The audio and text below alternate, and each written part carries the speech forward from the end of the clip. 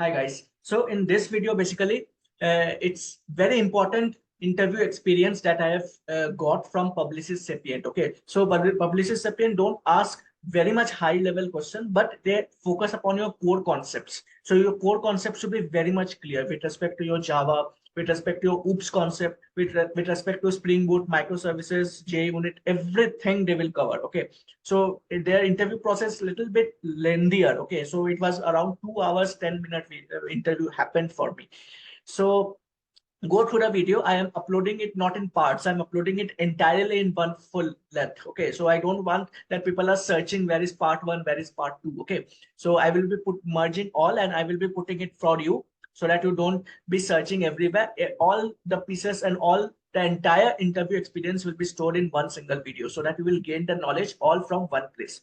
So let's get started and see how you are able. So if you are trying to do it by yourself, you can just pause the video over there, try to do it by yourself, try to write it in your copy first, and then try to match it out, right? Whether you are thinking whatever you are thinking for that code, is it matching or not? Okay, so then you will get the good learning exposure over there. So let's get started and see like what all things have been asked to me and enjoy this interview experience. So I just had a word with the panelist and he's going to join the call within a couple of minutes. Then we will start with the interview. Okay, sure. Yeah. Hi Rahul, good morning. Hi David. Yeah, hi. Hi, Kushal. So Devji, today we have Kushal with us and he will be your interviewer today for this round. So Kushal, I'm done with the initial verification and the recording is also on. So you can start with the interview now. Okay, thank you Rahul. Thank you, Kushal. Hey. So David, would you start with your brief introduction and the technology you worked on? Yeah, so actually I am having around 6.10 years of experience in IT sector, and currently I'm associated with ENY from past 3 years, and I've worked upon with three clients. So basically I worked upon banking and financial domain project. So my current project was associated with the soft check deployment process. So actually we have made use of tech stacks like Spring Boot, microservices, Oracle and MySQL. So it was it for this for Wells Fargo, for instance, which was my current client. And prior to that, I worked with HSBC. So there actually I worked with acknowledging payments, so payment matching and approval flow. Those things I worked upon. So prior to that, I worked with CGI. So there I worked with their product. So there also I worked upon Spring Boot. And prior to that, I worked at one startup. Okay. Okay. I'm sharing one link in the chat. Okay. We will do some coding exercise there and we'll discuss topics there, right? Okay. So I just share in the chat. Can you open that?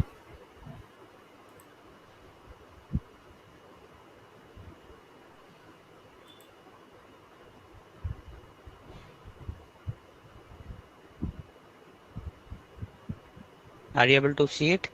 Are you able to open it? It's opening. Let's confirm name.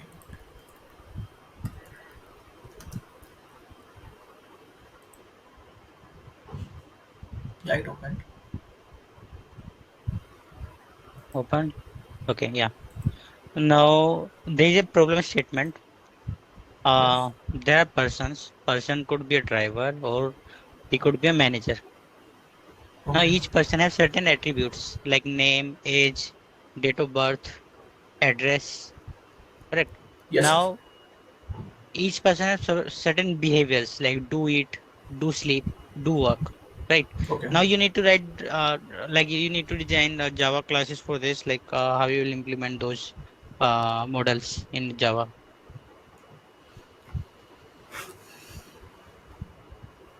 using OOPS concepts. Okay. So person is having driver and manager. The person can act as a driver as well as manager, right? Yeah, Okay. the person could be driver or could be a manager. Okay. So attributes are name, age, date of birth. Okay. And address. And address is another class. Yes, Okay. And this do it, do sleep, do work are the methods present in which class? those are the behaviors. You need to Okay. write down the classes for that, right? Okay.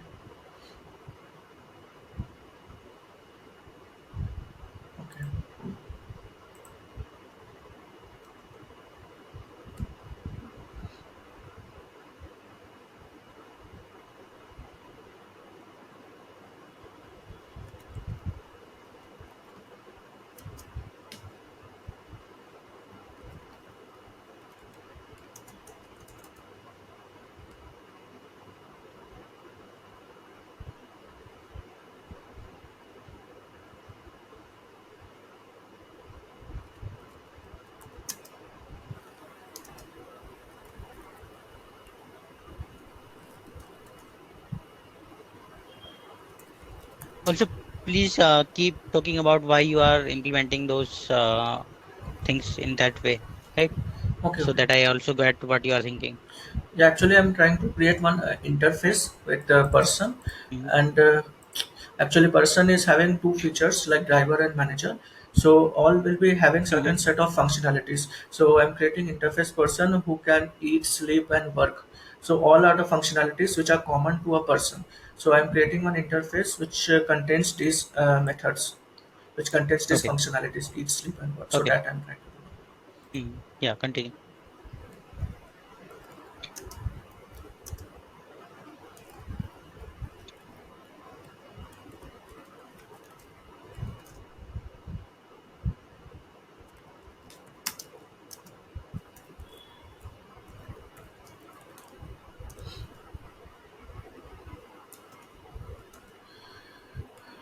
And these are the classes driver and manager which are part of the person. So I'm trying to create one two separate classes, driver and manager, which will inherit the property of person. Okay.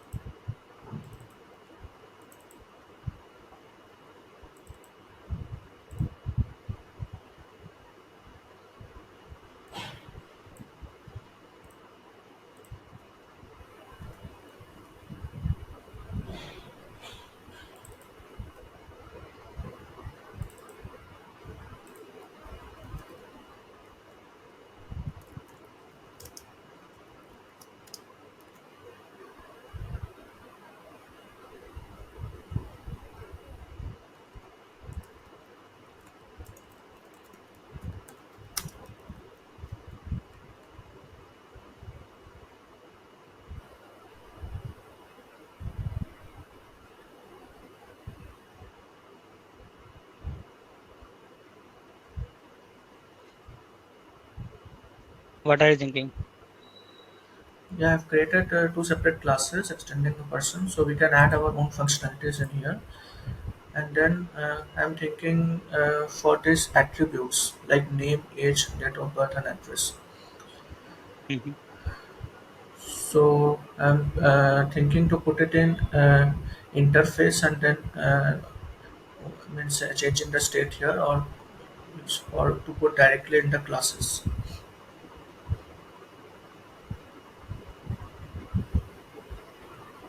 Okay.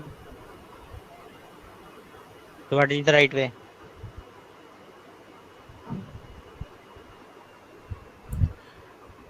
Yeah, if it is like a common attributes for both, then we can put it in class itself. Sorry, in the interface, and then we can extend those properties here.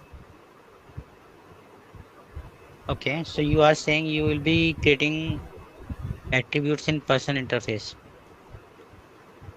and how you will initialize those?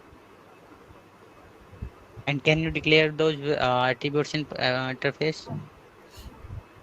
Uh, yeah, but those fields will be like abstract public static final type. So if we put it over there, then we'll not be able to reinitialize it or change it. So I'm thinking to put it in class level only. It's a driver and manager level. Okay.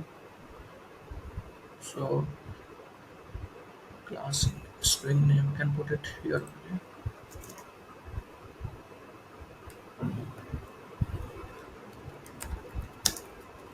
Okay. So you are going to create all those attributes in driver and manager both classes. Redundant code, Mm, right? I was thinking of it, but we can create a separate class for that which can hold these attributes, and then we can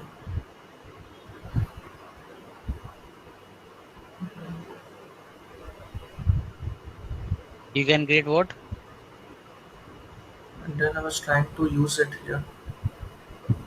But Okay, let's move. Uh, Now, do you understand abstraction? yes. What is abstraction? So basically, it hides the implementation details of the class and it exposes only the behaviors of the object. So that is abstraction. Okay, So okay. Can you? whenever, Mhm. yeah, yeah, tell me. No, no, go ahead.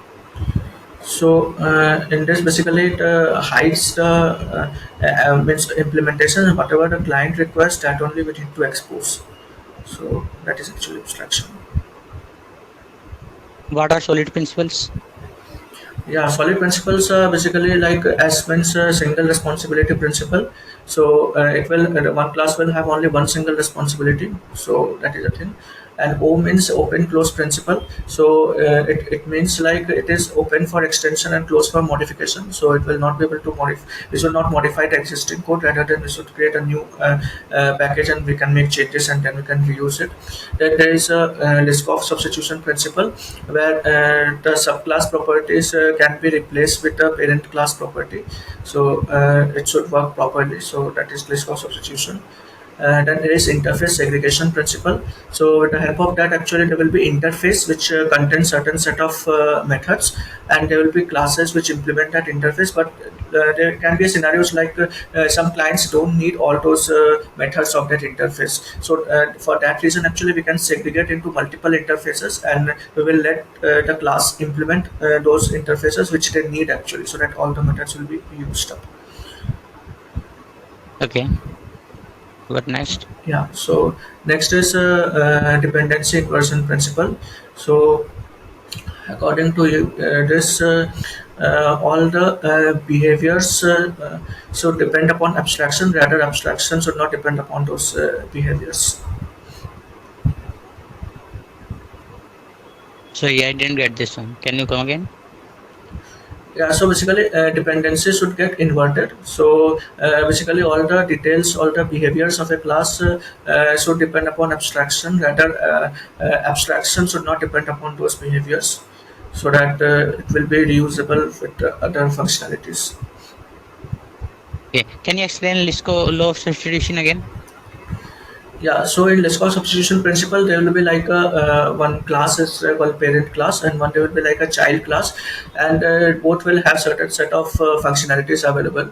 Then, if that functionalities should be written in such a way that if we are changing, then child class functionalities can be replaced with the parent class functionalities, and then also it should work properly.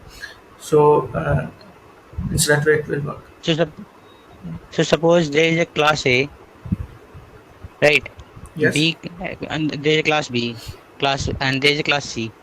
B extends A, C extends also A, right? Now, if I am creating object of A is equals to new A, I didn't get you. B B class extends A class and C class extends which class? C also extends A, Okay, okay. new A, B is equals to new B, right? And one more. A Are you is writing it equals somewhere? to yes on coder pad. Now line number 86 to 91. Which statement is correct and which one is incorrect? A equal to new A. Yeah, this will be correct. Then B equal to new A. So basically you are trying to create the object of A, then you are putting it in B. So yeah, we should not do this. This is wrong basically. So you are directly doing downcasting without doing upcasting. So it will give issue. Okay, so you're saying this is Y, this is no, and okay, what about line number 89? B equal to new B. Yeah, it's fine. A Okay. equal to new B. B extends property of A. We are creating the object of B and storing the reference in A. Yeah, it's fine. It's It's subcasting. fine. Last one is fine. Okay. It's subcasting. Okay. So it's Y and it's Y. Right. Now, suppose A class has method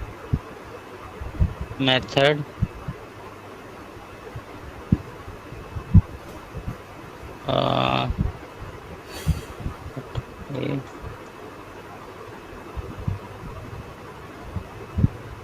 Both class A also have method A and class B also have method A. That is overridden there, right?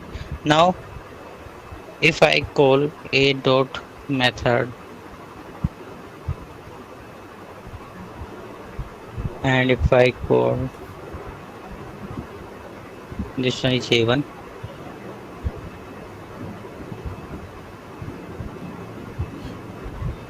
A1.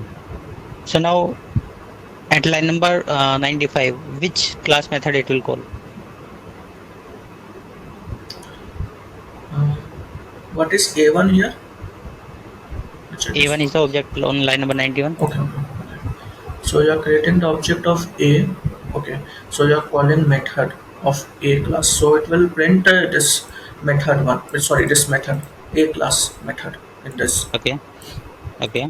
And for A1, so you are creating the object of B and storing the reference in A. But you are creating the object of B. So you are calling A1 dot method. So it will call B class method will be called. Okay. It will be class method. Yeah. Okay. What is serialization? Yeah, serialization is a process of converting Java object into a stream of bytes basically. So whatever Java objects are present, so basically it will get converted into either text file or in a format which gets stored in the database. So that is a process of serialization. Okay. It's only storing on database or something else as well. It can be stored in other formats as well, like text format, CSV format, or in database. So basically, the Java object will get converted. Yeah. Okay. So suppose if you need to make one class serializable, what all changes you need to do there? First of all, we have to make the class implement serializable.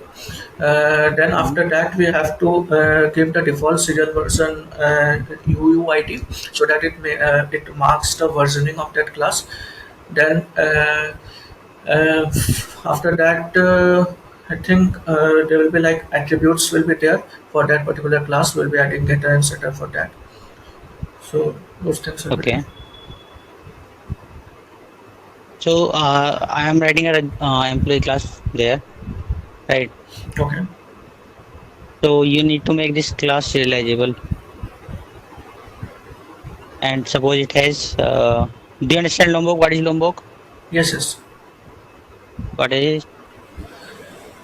Yeah, actually, with the help of Lombok, we can have the facility of having getters and setters implemented within that. So we can directly call at that lombok.getter so that we don't have to write getter and setter again explicitly Okay. methods. Yeah. Okay.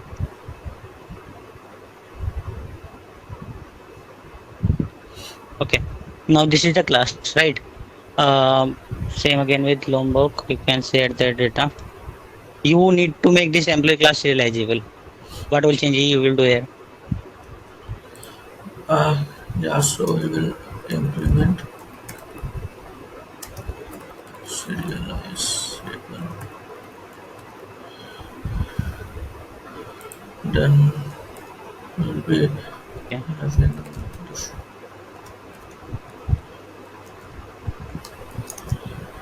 uh, default serial version UID will be there. Okay. Now, if I want during serialization, employee ID will not be saved. Will not be serialized. What will change I need to do here? Which class? I don't want to say in employee class. I don't want to serialize employee ID. Okay. So this one you don't want to serialize, right? Yeah. So basically we can have enter a transient. Okay. Yeah. And if I want I want to initialize always. Okay. Is it always annotation, or in case of Hibernate it is annotation at that transient? I didn't get you. What you are asking? Okay, leave it. Now my next question is, if I make this employee ID as static, what will happen? Yeah, if we are making this class as static, then it can be. Not class, not Sorry. class, Yeah, yeah, yeah. not Sorry. class. This employee ID. Yeah, then it can be accessed directly with the help of class string like employee.empid. You can access it directly. When we serialize it, what will happen? Uh, when we serialize it, and so it will create only one copy in the memory, and it can be accessible with the employee class. Means that is fine. When we deserialize this employee class object, what will happen? What will be the employee ID? Uh, if we are doing deserialization, then I think it a state may change. When static variables initialize, Uh, yeah, I'm not sure on that. Maybe like a state may get changed. what is class loading? Class loader means it loads all the means it loads all the classes at when JVM gets started. So when JVM gets loaded, this class loader gets started. So by default, first the bootstrap class loader gets starts, and then it starts with the JVM. So yeah, so it extends a property from RT, which is the runtime library. Okay. What is if you need to make this employee class immutable? What all changes you need to do here? First of all, we have to make the class as final so that no other class can instantiate it, and then we have to make the field members as private and final, so that no other class can make any changes, because once the field value is there, then it should not Can you make. make can you make those changes which you are talking about? Okay.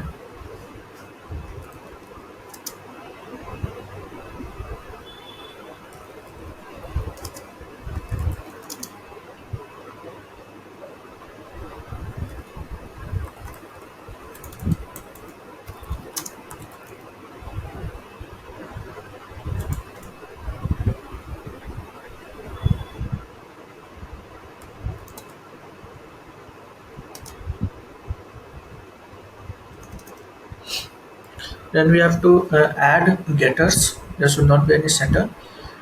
Then we will be creating one constructor which contains the values, and for those immutable fields are there like array list, set, map, so that for that actually we have to return the new list so that the immutability gets maintained in that.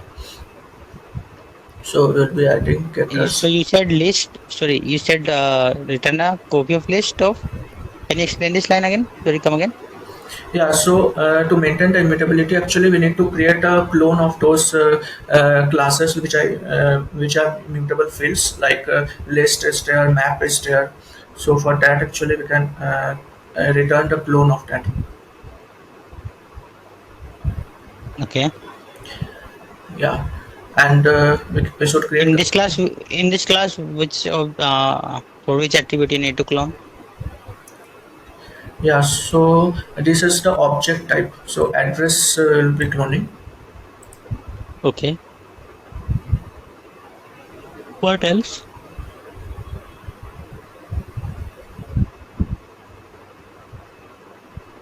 So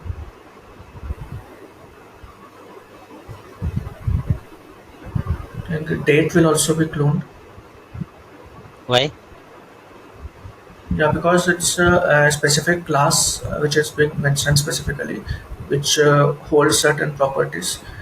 So we are using those properties here. So there is a chance that we can change the state of it, means we change the values within it. Okay.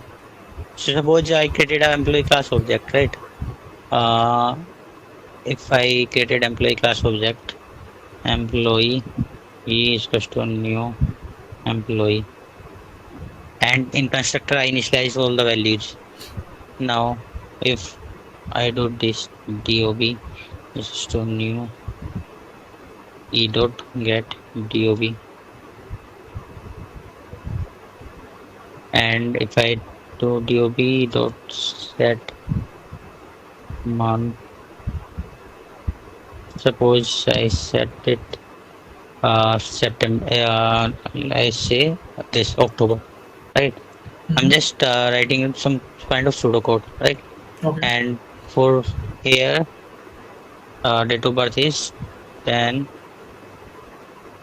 October 998. Okay, Mhm. this is date of birth, or you can say this is date. Now you change the date of birth to month to 9. Now in printout you have printed e dot get dob, and you printed dob. What will be the output here?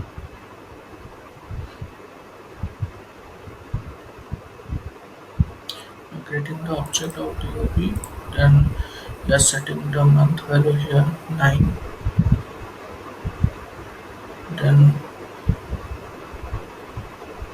so DOB value will get changed, so month will be 17/9/1998 for DOB, and So just output, just write down the date as output against line number 120 and 121.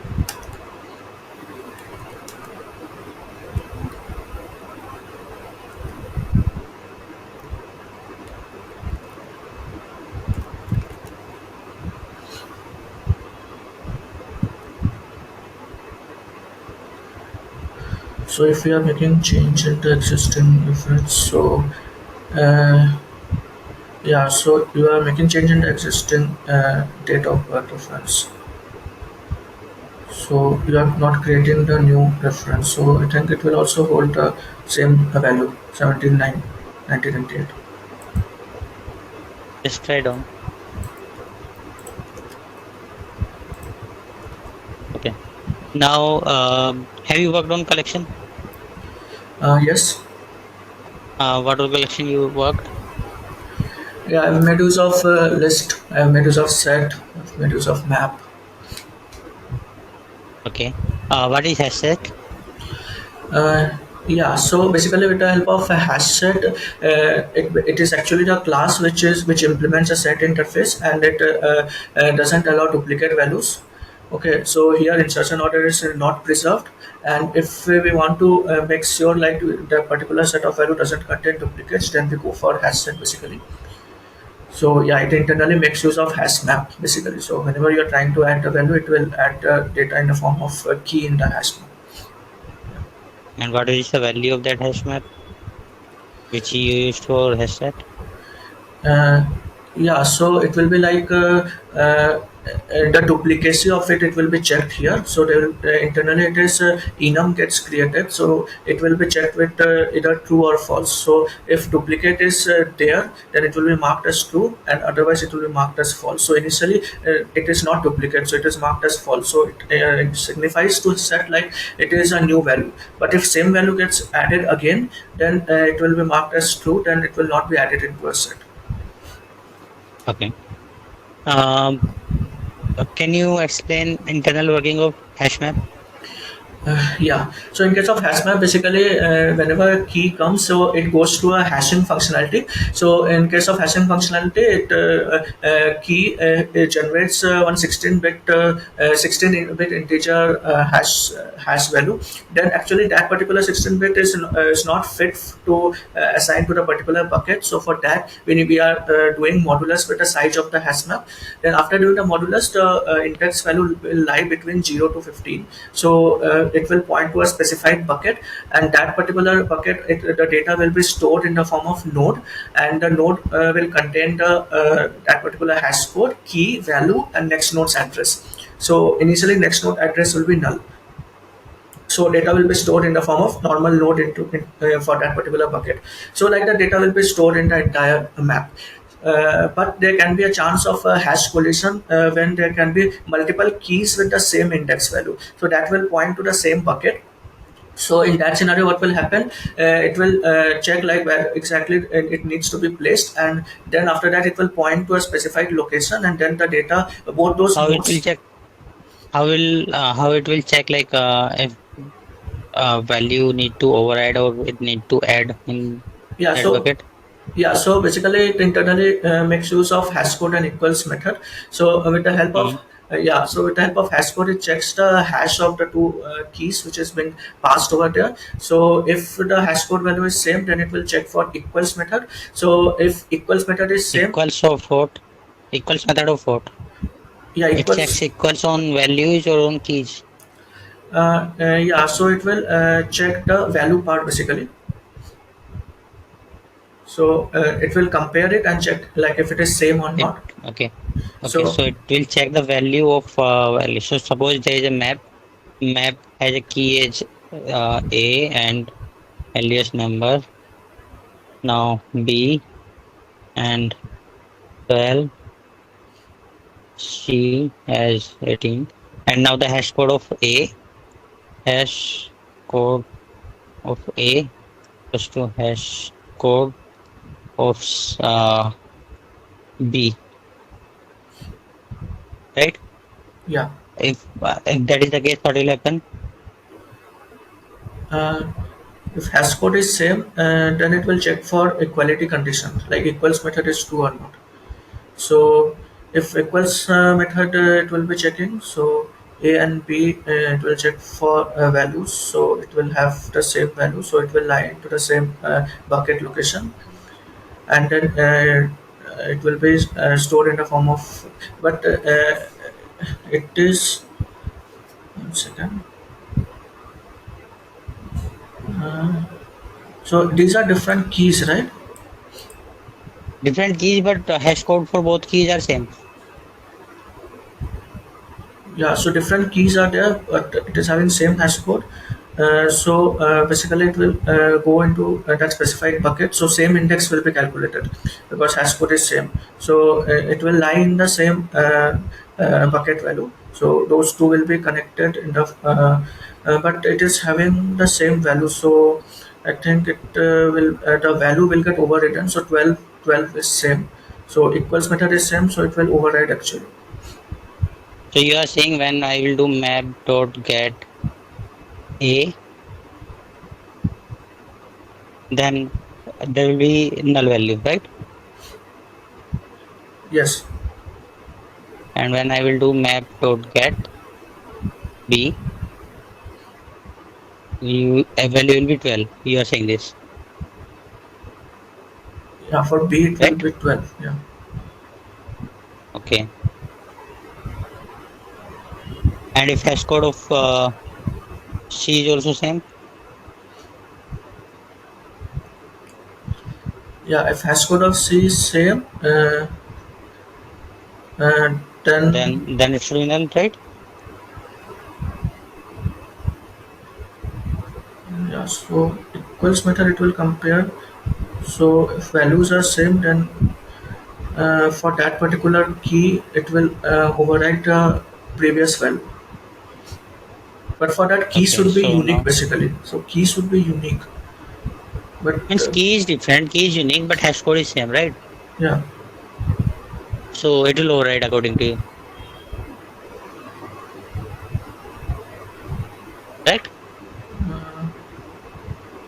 only hash code if you are comparing, then it will give inconsistent result. We should override both hash code and equals method, so that we can check. We have to provide the logic like based on what values we are comparing. So Yes, logic we can provide, that is fine. mm, But is that true or false? Which we listed here, line number 129 to 132, 131.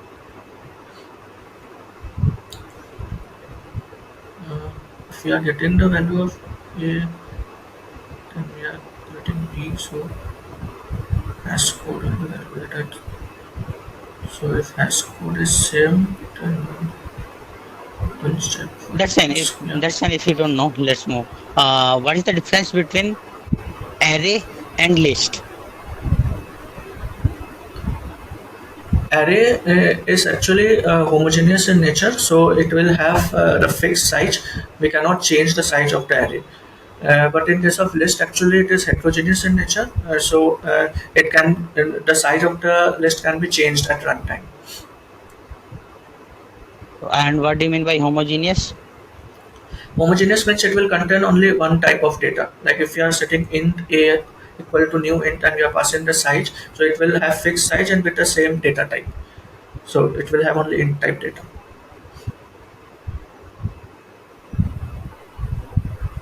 Okay.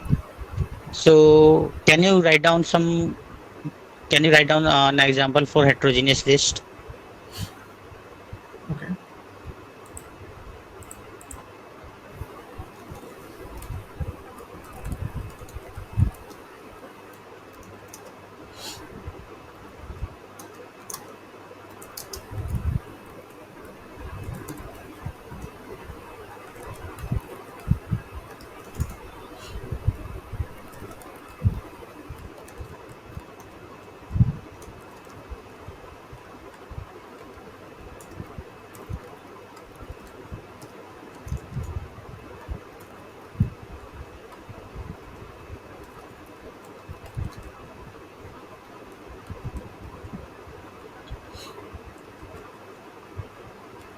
So like that we can add any data type data to the list. So when you create this list, line number 142, Mhm. do you don't need to provide any data type there, like which type of list it is?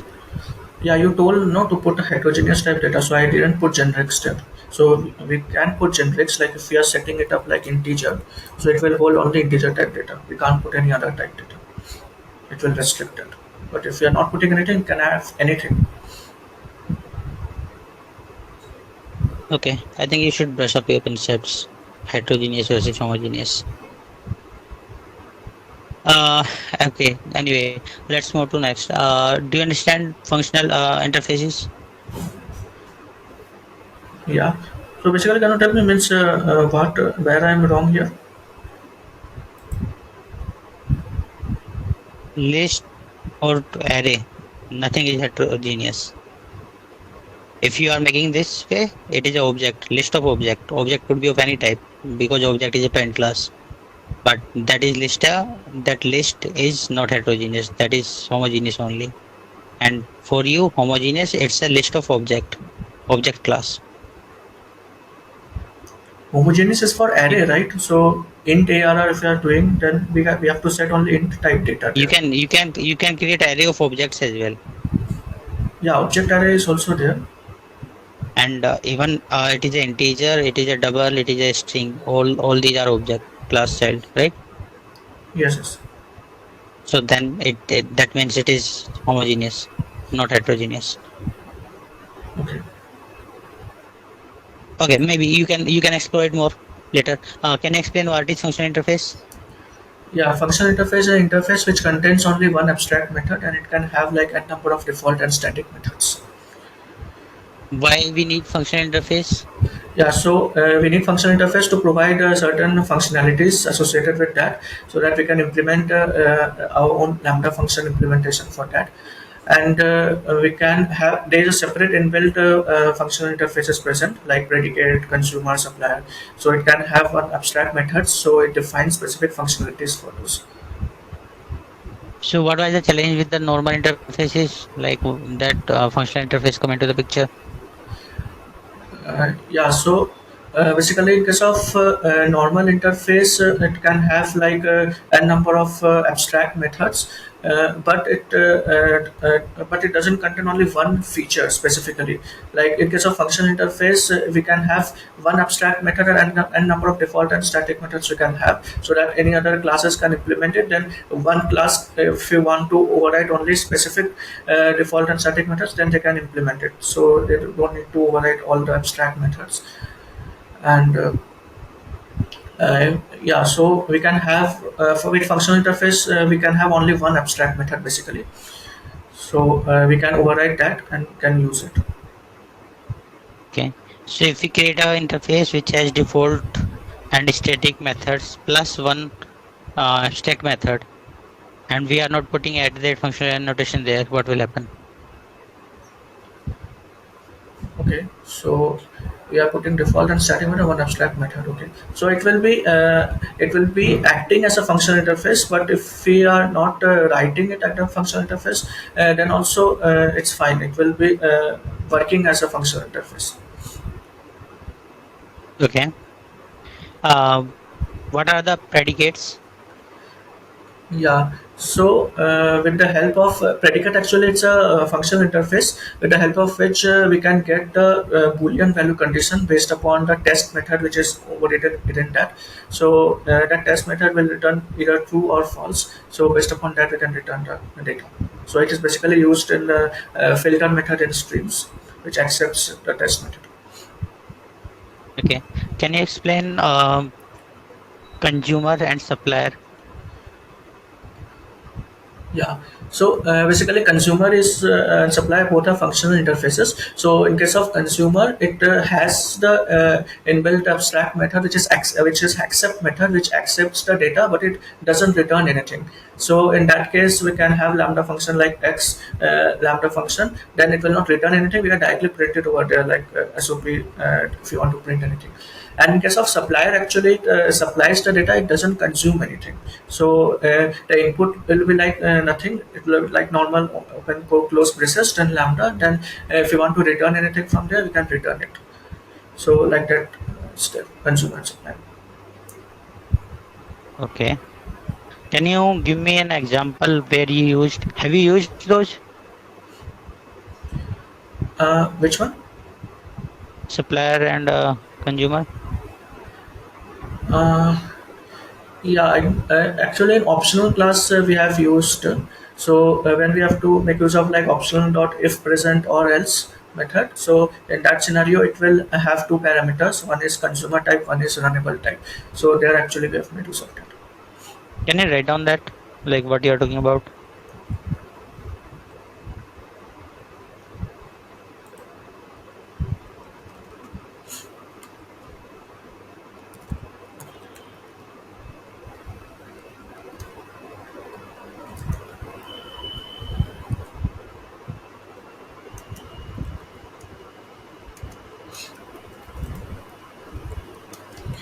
So some repo call is happening.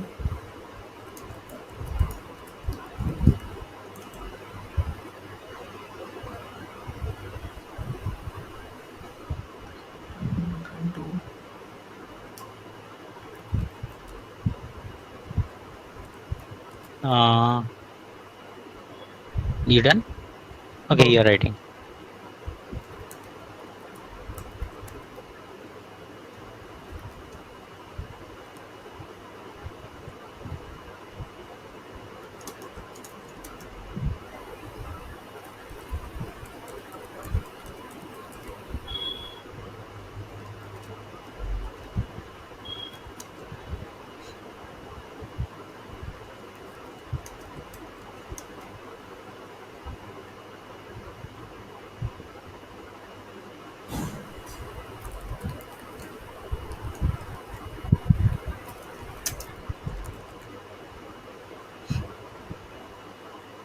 So this is supplier or consumer? Which one? First one is a consumer. Second one is runnable. Second one is runnable. Yeah. No, I'm asking about supplier and consumer. So in this expression, it is supplier or consumer or both? it is not supplying anything basically. One is consuming, one is returning empty action. So supply I have not written actually as of now. Yeah, so I'm asking for supplier example.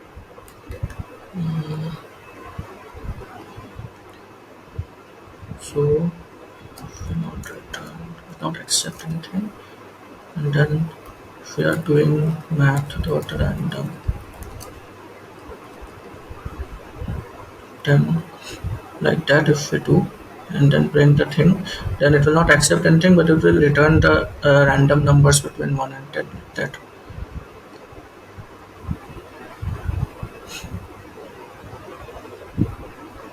Okay. Okay. Let's move. On line number 148 to 153. There is a code, sample code written. You have a list.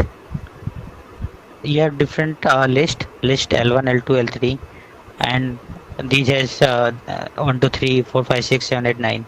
Now you need to uh, now these lists are added in list 1, correct? Now you need to make a flat list from this.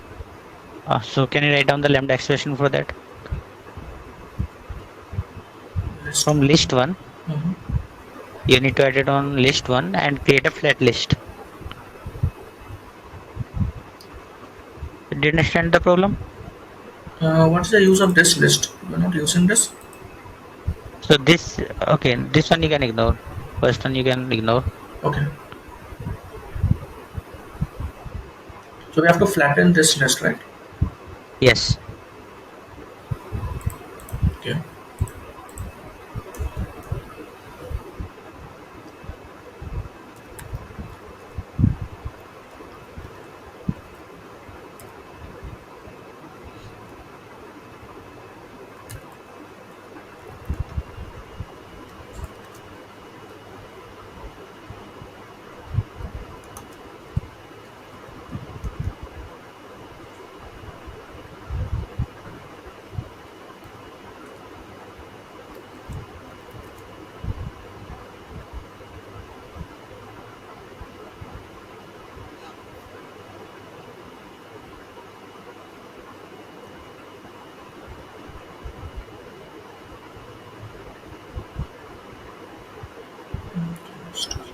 Still okay. So string. List of entries. Okay.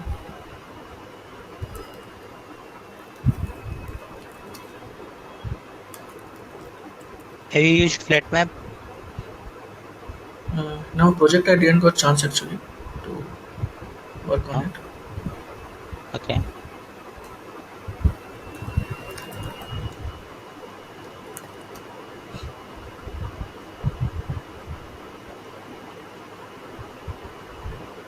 Okay. Anyway, let's discuss our different scenario. Do you have a list of employee? Employee class is object employee, which has name, age, sorry, name, employee ID, department, and salary. Now Okay. you need to write down the lambda expression to find out to find out the highest salary from each department. Employee. Or let me make it simple. You just need to find out the employee who has the highest salary.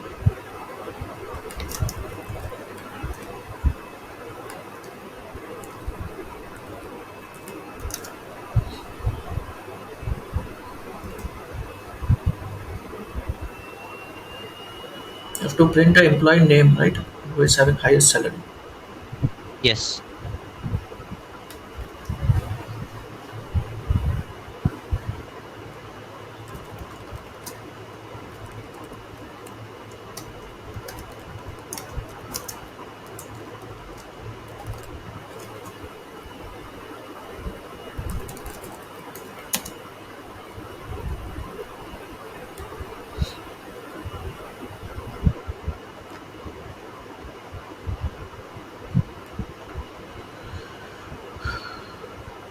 I just write down the expression. No need to add data and all. Okay.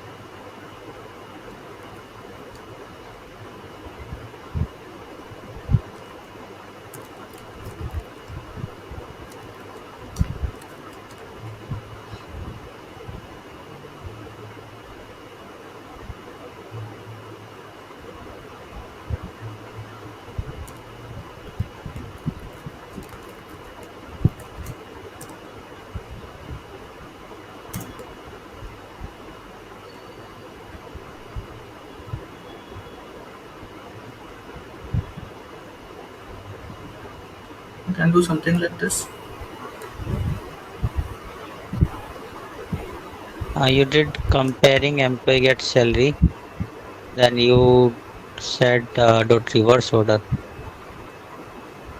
Yeah, but in will Okay. sort in reverse order, and then whatever value will come at first, we'll fetch that data, and we will get the employee name of that. Um, so you mentioned dot reverse order. Means after comparing reverse order or what?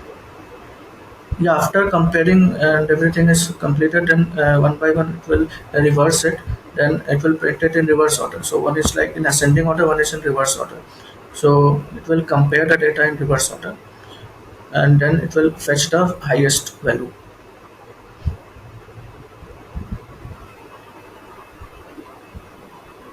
Okay. Not completely right, but that's fine.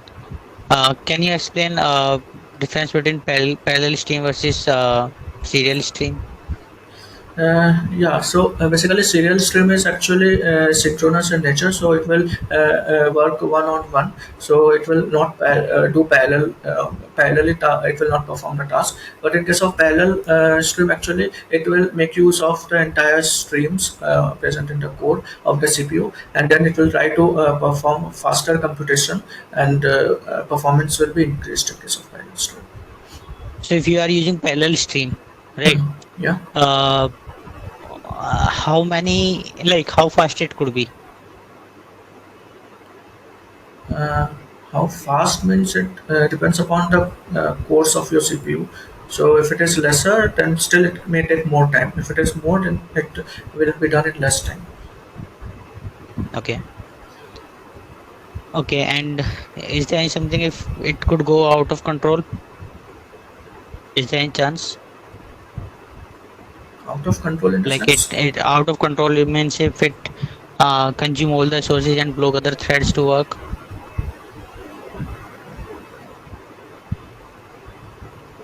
Is it okay. possible? Uh, yeah, if we are using uh, join method, so in that scenario, like it will the process which has been doing as of now, it will get executed, and then only the main method, the main calling method will get executed. So it will be act as a blocker till that time. Okay. Okay. What is the difference between intermediate operation versus ternary operations? uh, Terminal And operation, what are right? those? Yeah. Yeah. So intermediate operations are the operation which happens means internally. So it will have multiple intermediate operations that can be chained together. But stream is lazily loaded. Like if you are not ending it up with a terminal operation, then entire flow for intermediate operation will not get executed. So there can be multiple intermediate operation between, like filter method is there, map method is there, and there can be multiple terminal operations as well, like for each method is there, collect method is there. So like that we can implement. Okay. Um, have you worked on any design pattern? Yeah, Which one? yeah, singleton design pattern, factory design pattern. Okay. Anyone else? Uh, these two mainly I have worked upon. Okay. Can you write down the code for singleton design pattern? Okay.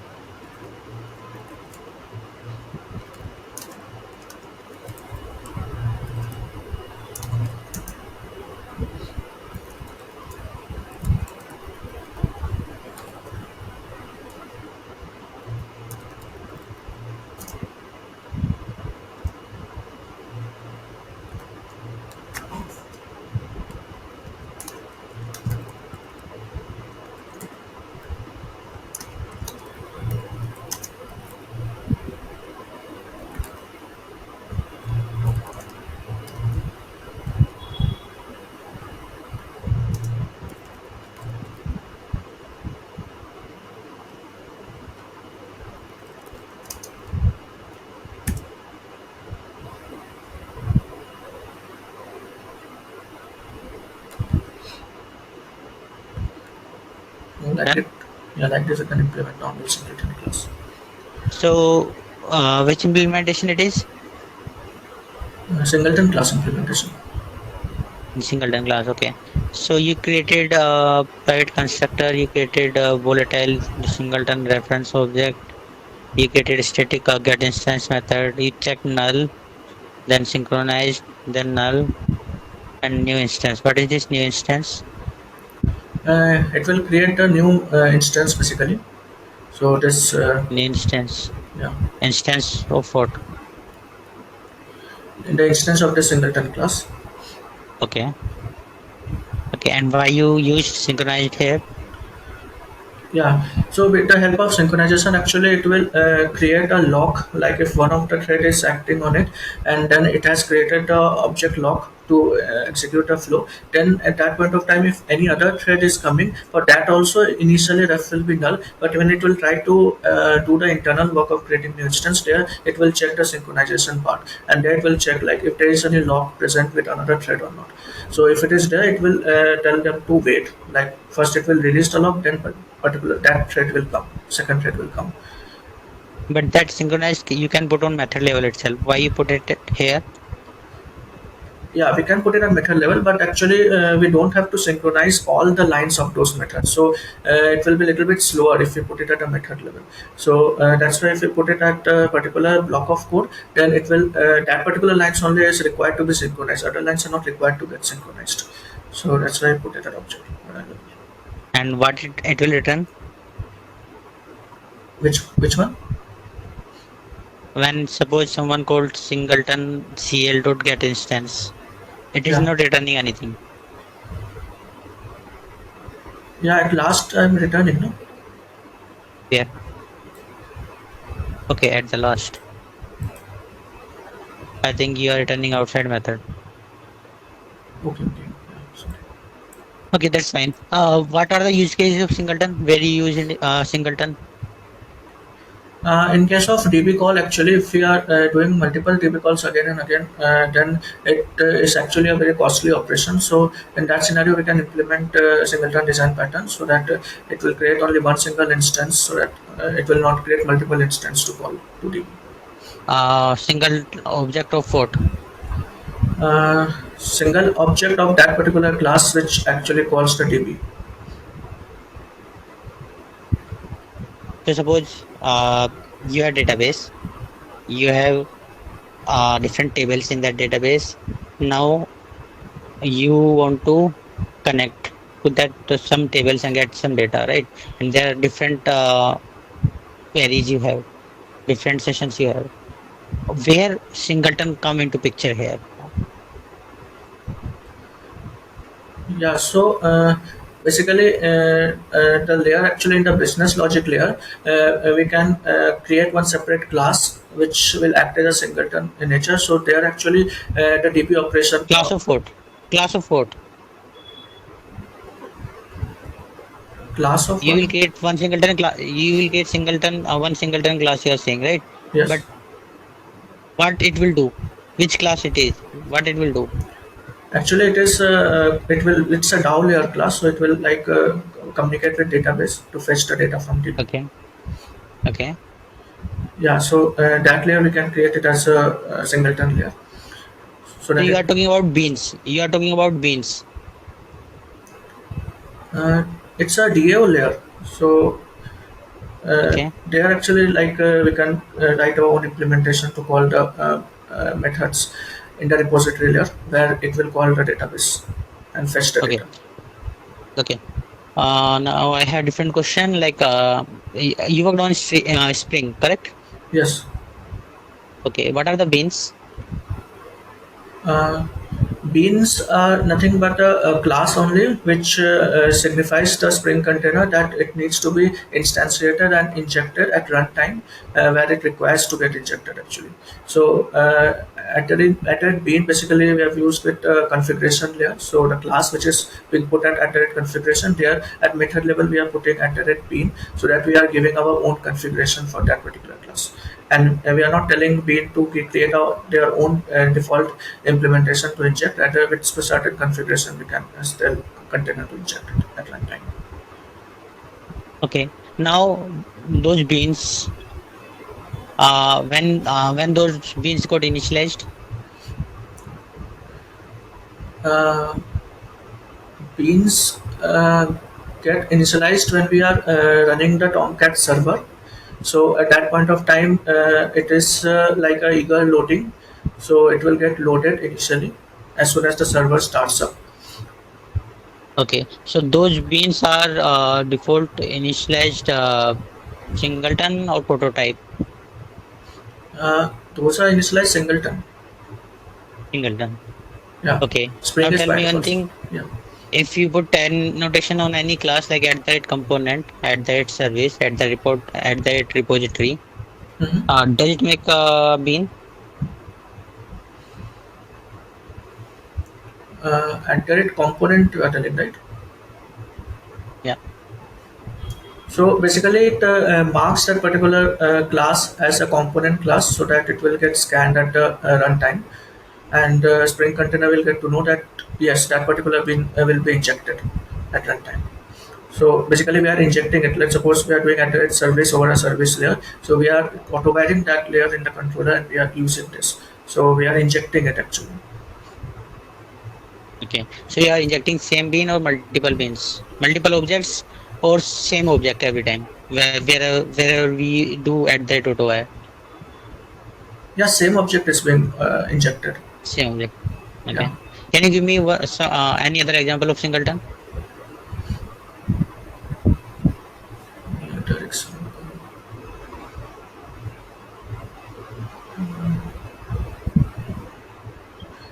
Yeah. So I think with respect to Gmail, basically, so whenever we are trying to do send mail to a particular recipient, so in that scenario, we need to create the instance to send mail functionality so that other functionalities will not be instantiated, and only that particular feature will get instantiated.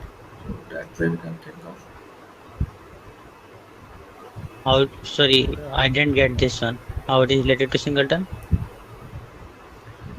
Uh, So every time it is calling that Gmail feature like to send the mail to recipient. Mm-hmm. So Mm-hmm. that time it will create the instance once at first instance. So in that point of time we are sending the data. But let's suppose we are sending the data to multiple recipients again and again. So it will we can make it as a singleton nature so that it will call the get instance method and will check like if it is references null, then only it will create instance, otherwise it will return the existing instance. So if multiple people are sending the data with the send button, then it should not create multiple instances. It will actually When multiple users trying to send some emails, so you are saying it should not send multiple emails. uh, no, it will send multiple events, but it will not create the instances of those email again and again. Why? Because if you are sending, I'm also sending, then these are different emails, right? Yeah. So basically the working functionality is same. So it will return the reference which was already there. So it is for particular persons basically. So if one person Okay. is Okay. Let me give you some more hint. Can you give me an example of singleton in terms of Hibernate? Hibernate or any like any ORM or any connection which we make with database. Which class, which factory, which thing we are using as a singleton there. uh, yeah. So we can create we can do session reference we can create, and then we can do create transaction, and then we can create one instance for the session Okay. What factory is what is first. difference? What is the difference between session factory and session? Session actually is created for multiple nodes, and the session factory is created only once. So all the session for one particular session factory, it can have multiple sessions combined for different Hmm. nodes basically. So one instance Okay. will be created for session factory. Okay, so now which one is singleton here? Yeah, so session factory, one instance is created, so that is singleton. Now you got it? Yes, got it. Okay. Okay, have you worked on multithreading? Uh, Not that much, but yeah, in our project it is getting used. So uh, yeah, so they have made use of like computable futures. So they are calling the third party API. So actually they are doing with the help of submit method, and then they are storing the data in the futures, and then with the help of that they are trying to get the data. So Okay, and what is the use case?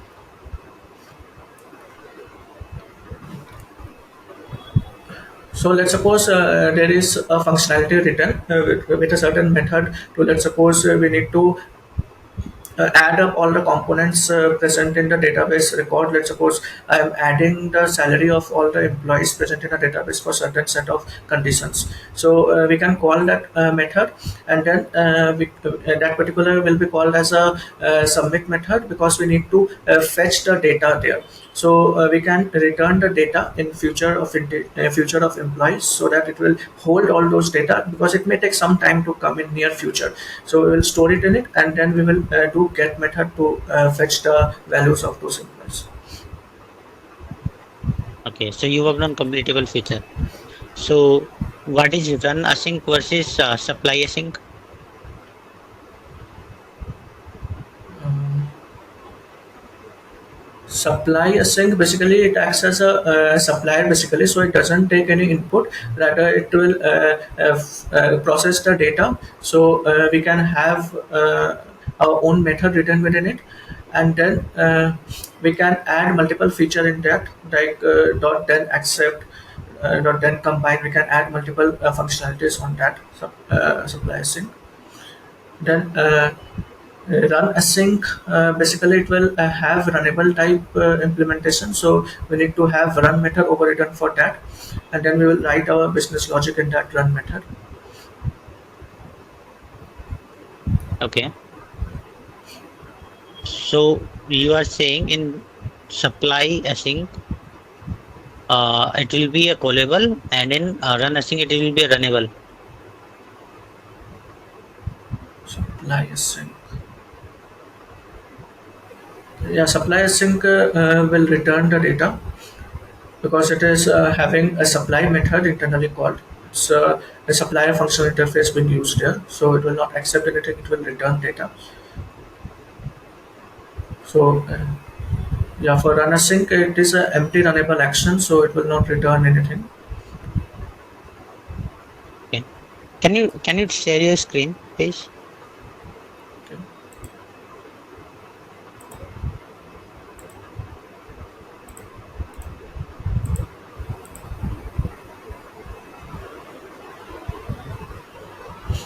Okay. Okay, can you go to that coder pad link? So No, the last one, the last tab. Yeah. Now, can you tell me the difference between callable and runnable? yeah, so basically with the help of callable, it has one abstract method present within it, which is a call method, and for runnable it is having one abstract method, which is run method. So callable will be used when we have to return some data to the caller method. So if we want to return something, then callable is used. If we don't want to return anything, then we can make use of runnable. uh, Okay. yeah, with the help of callable, I think we can handle exceptions there, and for runnable, I think we Okay. can't have handling exception criteria there. Then Okay. Tell me one thing, like, have you worked on thread pool executors? Red Bull Executor, and project actually I haven't got much chance to work in Red Bull Executor. Okay, but do you know the concept? Yeah, can ask. You know? Okay. Now, when we set up the thread pool executor, Mm-hmm. usually what should be the count for our thread pool executor? Uh, How many threads we should keep in a thread pool executor ideally? I think it depends upon the CPU code, so how much it can access it. So we can fetch the number of processors from the CPU core data. So based upon that, we can set it, the size of that course. Okay. Now suppose we submitted a task Mm-hmm. and the response will capture in a future object. Now we get the future object. Now we set future.get. Mm-hmm. When we set future.get, it will behave asynchronously or synchronously. Uh, will behave asynchronously. No? Okay. Does it block the thread? Yeah, it actually blocks the thread. So it will wait Then for how it that. is? Mhm. Yeah, actually it waits for that particular task which has been called to complete, and then only the main thread will get executed. But you are saying it will work as asynchronous. You are contradicting your statement. Now, asynchronous means it will give the response, but that particular thread to return back to the main method, it will take time basically. So But the main thread will block until it get executed. yeah, main thread will be blocked. Okay. Uh, so like in thread pool executors, Mhm. if you are there's a problem, right? You have to submit. You are getting an request. Suppose from one server to your your application, and you created an API where you are processing in controlled way. Means you want to execute via thread pool executor. In one batch, you received 100 requests, but your Mhm. thread pool size is 8. Now you start executing those, but you want to return the result for all 100 in one go, right? Okay. So how to achieve this? What all component you will use there? What all things you will use? Like how you will design it? So this. There are. Let me explain the question again. Okay. You have REST API. Mm-hmm. REST API get request Okay. which has around. It could have 2 rows. It could have 10 rows. It could have 100 rows. Right? Mm-hmm. Dynamic. Behind your controller, you are using thread pool executor to So two process rows, those tasks 2 rows, 100 rows means it's where in it's. a payload. In a payload, Acha, acha. suppose you are getting a list. In a payload, you are getting a list. Now you Okay. need to execute on each element of that list Mm-hmm. via thread pool executor. Right? Okay. Now you have thread pool executor. Okay. Once one request which has n records completely finished, you want to upload that output to some S3 location or some storage, right? Or Okay. maybe to store in database. Okay. Okay. How you will handle it? In one go you want it, right? Yeah, means in one request there could be 2 records. In other request it could be 100 records. But yeah, you are using thread pool executor of 8. Did you get my question or no? Yeah, means I am having 8 threads with which I need to handle 100 tasks. We have to return the data in one go.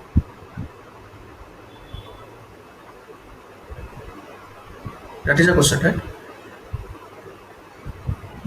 Yeah, means request as number of as many as request you can receive, but the output should be written once one request is finished. Then second is finished, then only then write it down, right? Okay. So once you told like all data will be coming back in one shot, then you are telling one by one it will be finishing, then it will be returning. I didn't got exactly. So it's like you received in first request 2 records, right? Uh, your thread pool executor consumed those 2 records, executed it. Once both two subtasks, two threads are finished completely, Okay. you need to collect. You need to wait until both are finished, and once both records processing is finished, then you need to write that data on some file. That's it. Okay. Means only on completion of that particular request you need to write the output. Okay. So we can create like one executor service Hmm. reference. Then we can create executors.new fixed thread pool. Then we Hmm. can pass it as the size of the threads as 8. Then Hmm. we can do like executor service dot submit method, and then Hmm. uh, yeah. So within that submit method, actually we will be processing that, like sending the data over the file. So uh, we need to give the path of the file where exactly the file is present. Then we need to open the file, like file uh, object output stream reader equal to new object output stream reader. Then within that we will write new file output stream reader. So like that we will be doing. Then we will be first means taking the data, and then we will be storing it into that file one by one. And then during that process, actually we can call that particular method submit method, and then we can have No, let me come on. Let me explain it again. You understand completion feature, correct? yeah, What is completion feature? completable feature you're telling, a completion feature. Completable feature. Completable feature. Yeah, so basically it has asynchronous way of writing functional programming. So with the help Hmm. of that, we can merge multiple features in a form of chain together, and then Yeah. mhm, Yeah. So now in completable feature, you are maintaining chaining. Once finished, mhm. then execute next, right? Yes, That yes, kind of thing. yeah, But here scenario is you are having multiple requests, but in different batches. If one batch completely finished, only then write it to somewhere. okay. Then we can make use of a join method basically. So if Mhm. we in the current flow of the execution or submit request, so if we are adding join method in that thread, so it will allow that particular task to complete first. Then it will give the priority to the task which is at a higher level or at the same level. So then it will process one by one data, and then it will return it back. So like that Okay. we can implement. Okay. Do you know in thread pool executors which data structure we are using for storing the request or data? Thread pool executor. I think it's by default it's using fork join thread pool to process the data, and internally it is making use of a blocking queue basically. So Okay. yeah, so blocking queue is having feature like whenever someone is trying to access the data, it will first check whether the data is present or not. So if it is empty and still if we are trying to access, then it should throw exception or it should not allow it. And if it is full and we are trying to It should insert, throw exception or it should it should not not allow allow. it. It should not allow basically. It should not allow to Okay. access the data. And within a queue, like if data is full, then we should not allow it to insert the data in that queue. Okay. So it should not allow means it should uh, wait or it should It return should null wait. or it should It throw should, exception. It yeah, should wait. it should Okay. wait actually. Okay. What is the difference between like a log and synchronized? Do you know re-entrant log? I've studied it. Intrant log actually it logs the certain set of features for the certain set of lines present in a method, and we can write it over a condition, and then uh, we can No, allow no, it. no, no, no. That is the coding thing you are telling me. I am just trying to understand conceptually. Do you understand the re-entrant log?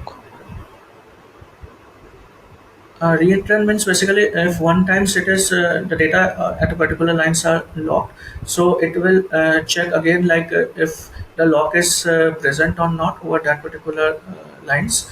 Okay. So it will try to lock it again basically if it is not there. So it will Okay. create a You know cycle. synchronize. Okay. You know synchronize was there before. So Synchronize what was first. the need of? Yeah. You know synchronize, right? Yes, yes, yes. So synchronized was there before even like from the beginning, I believe it's a long back, right? Yes, yes. In Java. What was the need of logs and reentrant logs? So synchronization, actually improper usage of synchronization, it leads to a deadlock situation basically. So and actually slows down the process as well. So if we are making use of synchronization over at a class level or at a particular method level, then it reduces the performance basically. So at the end of the day, like productivity gets decreased. So to resolve that scenario, basically lock came into picture. So with the help of lock, we can create for a particular object, it can acquire a lock over those lines which is required, and then it will keep on checking like if that particular object is having the lock on that or not. So it will notify basically. So if that particular thread is releasing the lock, then only new object will come and acquire it. So But it but is. logging could happen with thread. Logging could happen with this reentrant log as well, right? If you have not placed it correctly. Yeah. Okay, that's now have you worked on any messaging framework? Actually, in our project, we have made use of REST template for synchronous communication, and there was a team with who are working on Kafka and all. So Okay, yeah, no, like it's a okay, synchronous way of communication between the two microservices. okay. So you means someone else manage that Kafka for you guys, right? Yes, yes. Have you worked on any other ActiveMQ, RabbitMQ, or any other uh, another framework or platform? Actually, with hands-on experience, if I tell, then I worked upon the REST template part basically. For Okay, Kafka, actually, I didn't got much chance to work on that. okay. But do you understand what is like when we need messaging frameworks and what are the advantage of those? Yeah, so basically, when we have to transfer the high level, means a high amount of data, like millions of data or records, we need to transfer in a very less period of time over a streaming platform. So for that scenario, we can make use of asynchronous way of communication. So for that, we can make use of Kafka or everything. Uh, Means you are saying we can't transfer big chunk of data synchronously. Yeah, synchronously we can do, but it will take more time. Like one particular task is finished, then second task will come, and if it is finished, then third task will come.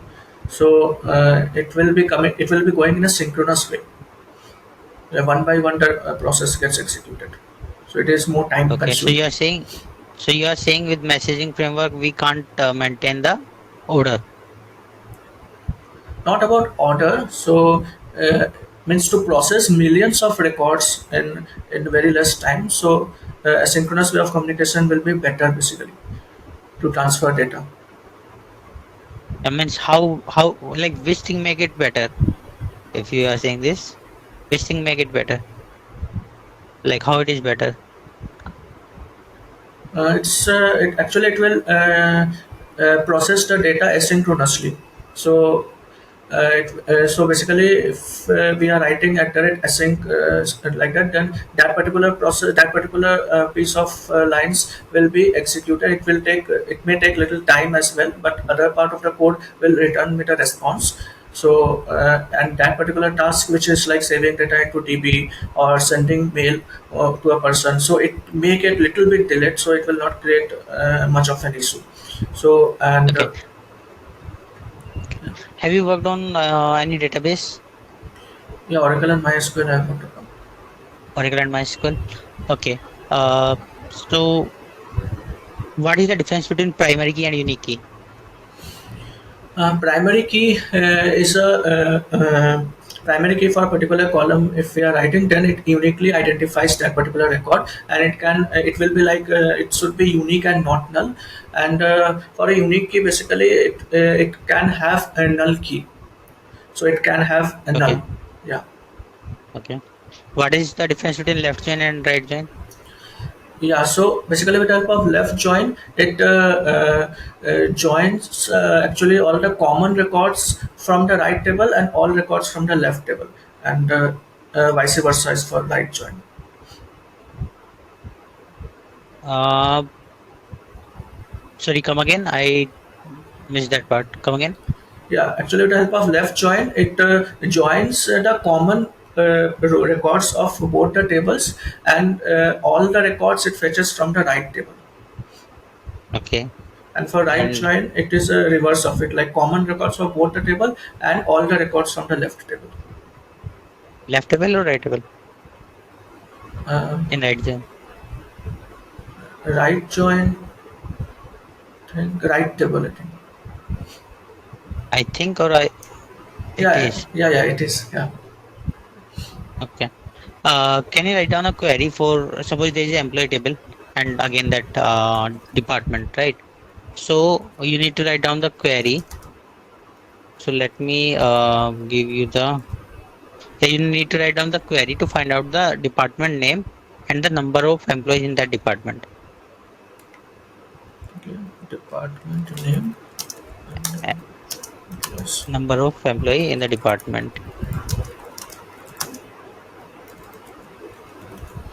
And employee table and department has these. Let me type it on border pad. So this one. Department has department ID, department name. Employee has employee ID, employee name, and department ID. Okay.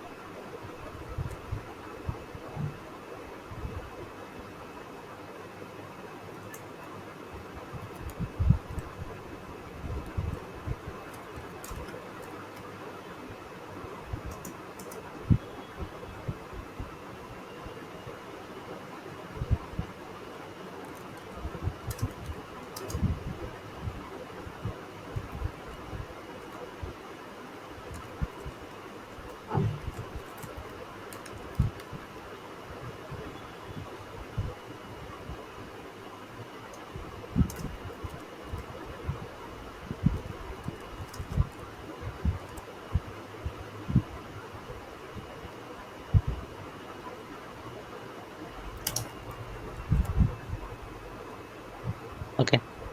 Okay. Can you tell me the different? Like, what is? Do you know JPA? What is JPA? Yes.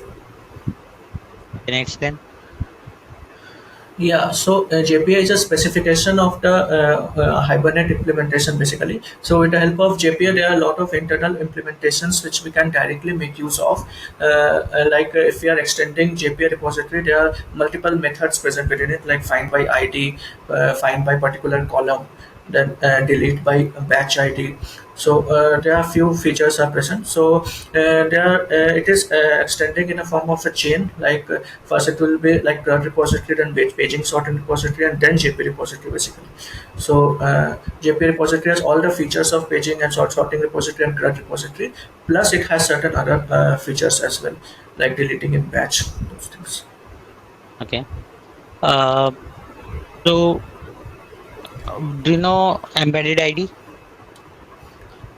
Yeah. So basically, when one particular column is not sufficient to uniquely identify that entire table, so for that we can create multiple ID as a primary key. So for that we need to make use of @embedded ID, and then we can pass those columns which we want to uniquely identify, combined together to uniquely identify that record.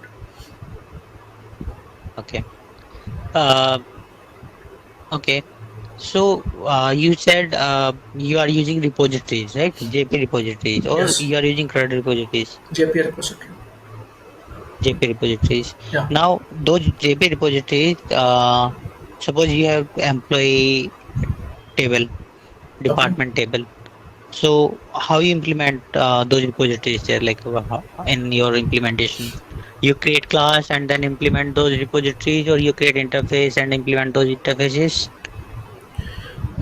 Yeah, so basically we are creating classes for those employment and department basically, and if you want to uh, write the operation based upon that, then we will be writing like that particular interface repo, employee repo extends JPA repository, and then we need to pass that entity class which has been created, and then we have to give the data type of that primary key with comma separated, like that we can do. Okay. And what are the code you have to write down in that Java class? Like suppose you need to fetch the employee by name. Yeah. So what code will be there in the code? Yeah, so in a repository layer, basically we can write a find by emp name. So it will be uniquely identify that particular column, find by employee name. And then we can pass the name over there. Then with the help of that, it will fetch the data. So will you write any implementation for that, or it's just declaration? Uh, Actually, we don't have to write a specific query for that, because we just have to fetch the employee record based upon that name.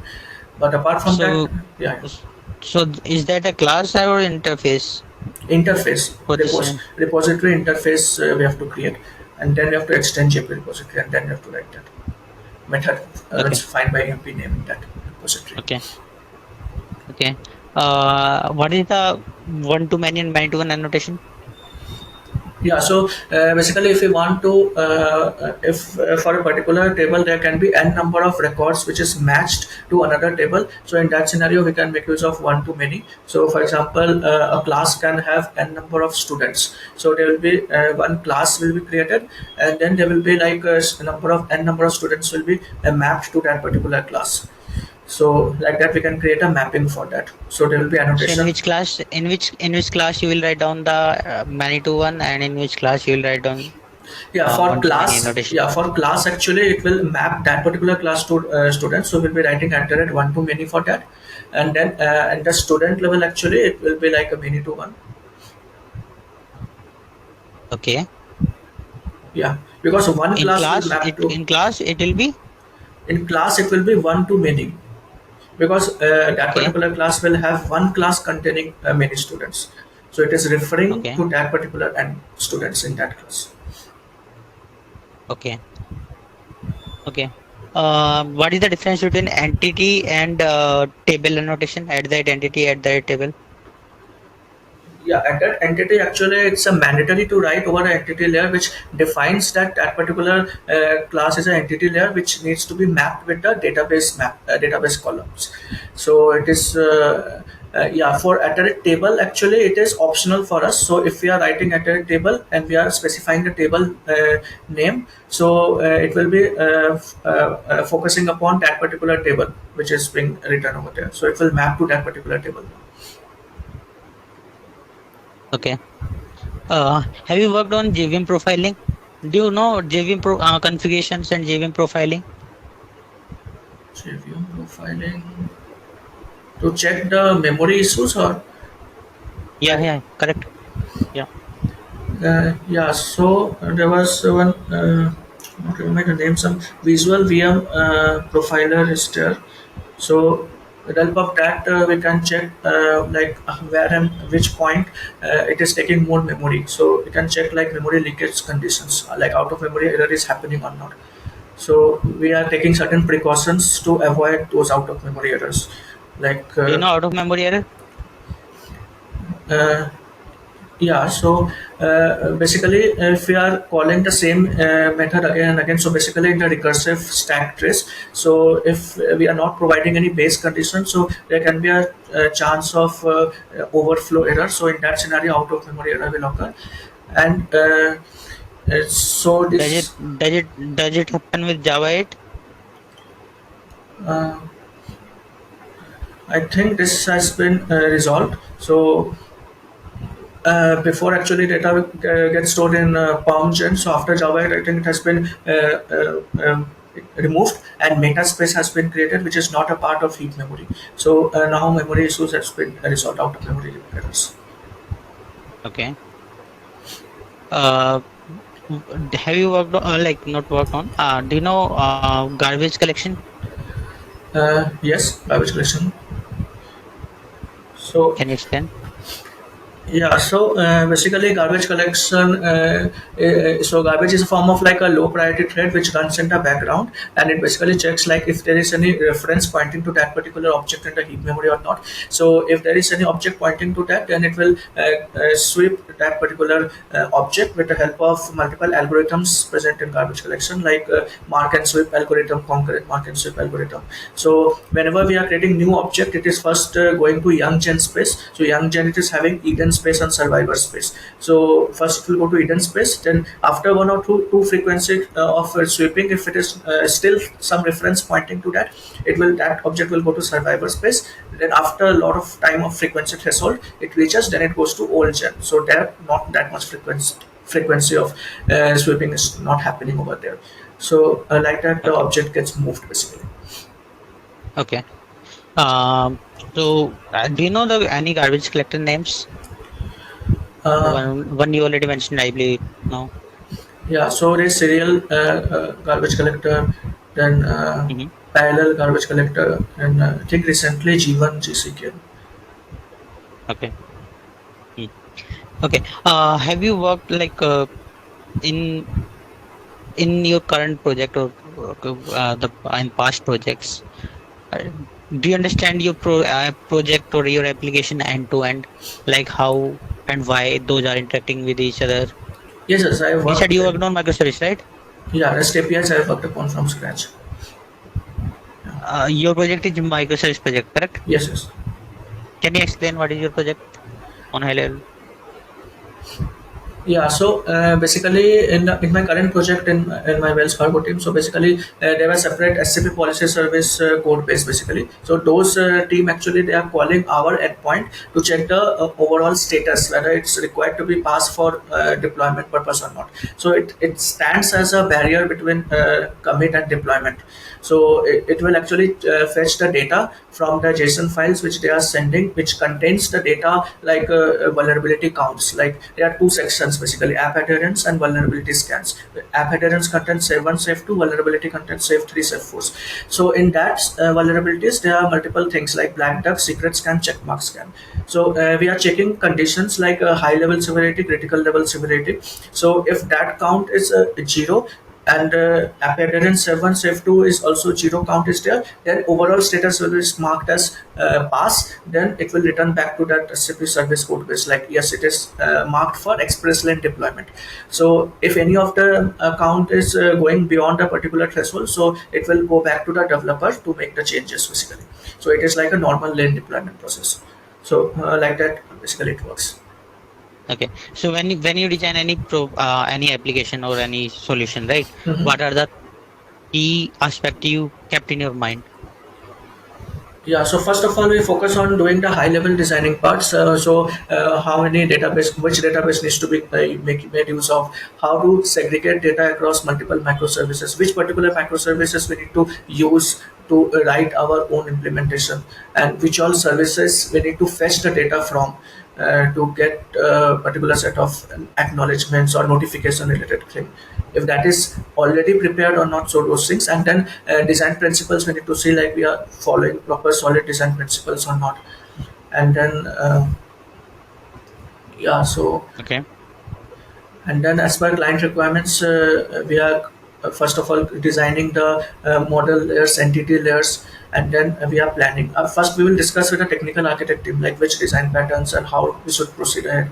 With first, high-level designing should be clear. Then, which all data structures needs to be used, that should be clear. Then, if it is good to go, then we'll go for implementing the thing. Okay. And what about non-functional requirements? Non-functional requirements in the sense. Do you understand what are the non-functional requirements for any design and development? Do you understand functional requirement? Yeah, requirements which we are getting from the client to implement the end-to-end flow. So Yeah, so client requirement could be around this certain domain, right? yes, Like suppose financial domain, they want to do certain kind of transactions, yes, or they yes, want to make some kind of system, right? yes, So yes, that is direct functional requirement which help them uh, to make their process easy, right? yes. But what are the non-functional requirements which makes your life easy? I think for non-functional requirements, we can create one util class so that and we can export it by creating a form of jar file, and we can import it in that Okay, XMLs, and then can okay, reuse it. okay. Do you understand MVP, MVP. minimal viable product? I've heard of it, but No? I'm not Okay. remembering. Okay. Uh, do you understand data at rest, data in motion, data in use? Sorry, I haven't heard of it actually. Okay. Have you worked on security? Yeah, so security part was already there. So basically, we have created one class, configuration class, and then we have annotated with @enable web security, and then Which security is applied in your project? uh, actually JWT based authentication has been applied, and then we have added a Spring security dependency in the Okay. pom.xml file, like Spring security we Okay. have added, and then we are creating a configuration class for that, which extends a web security configuration adapter class, and then we are overriding configure method which contains HTTP reference, and then with that actually we are calling the separate ant matchers, and then we are specifying the URLs, and then we will be specifying the roles for those URLs, like which user should be allowed for that particular endpoint to connect with. And then we are providing like .has role, we are providing user or admin, and then at last we are doing which type of authentication you want. So if I put form based authentication, we can add the form based authentication authenticated, and then we can return the data. What is the authorization and what is authentication? Yeah, so actually with the help of authentication, it first the public access token gets generated, then there will be login and password, the username password gets passed to the API gateway level, and then there is a authentication server basically which generates the token key, and then then that is passed as a content header, and then at the API gateway level it checks whether the public access token key which was generated before while doing the login is same as that token key which is generated now from the authentication server. So if it matches, then it identifies like that is the user which was the same user. Okay. So it will pass Okay. to the yeah. My question is, what is the difference between authentication and authorization? Yeah, so basically authentication means it authenticates the user to allow to particular website to get the access, but authorization means in a particular company if that person is allowed to it's authenticated to access particular website, but a higher level security is required for certain type of website, so they are not authorized to access those websites. So that is authorization basically. Okay. Have you worked on any other technology like Node, React, Angular, Golang, Python, anything? No, those actually I haven't worked upon. Okay, that's fine. Uh, do you understand how to check the logs? Like, have you worked on any logging framework or log monitoring tool? Yeah, we have made use of Splunk logs basically to check the logs. So it was at production Okay. level and non-production level. So at production level, we need specific access. So we raise access to our team lead, and then we get access to check the data there. So there actually we are seeing with specific timestamp, and based upon which microservices have an issue. So we are checking the exception over there, and then we are trying to resolve it. Okay. So are you using any cloud? Uh, Actually, in our project, we haven't made use of that basically. So the deployment was to PCF, and then it was to harness deployment was there. So there was separate team. No, that's fine. Means Yeah. deployment is fine, but Mhm. your services, your applications are running on some cloud, or it is hosted in your private space. Yeah, as of now, it's in private space only.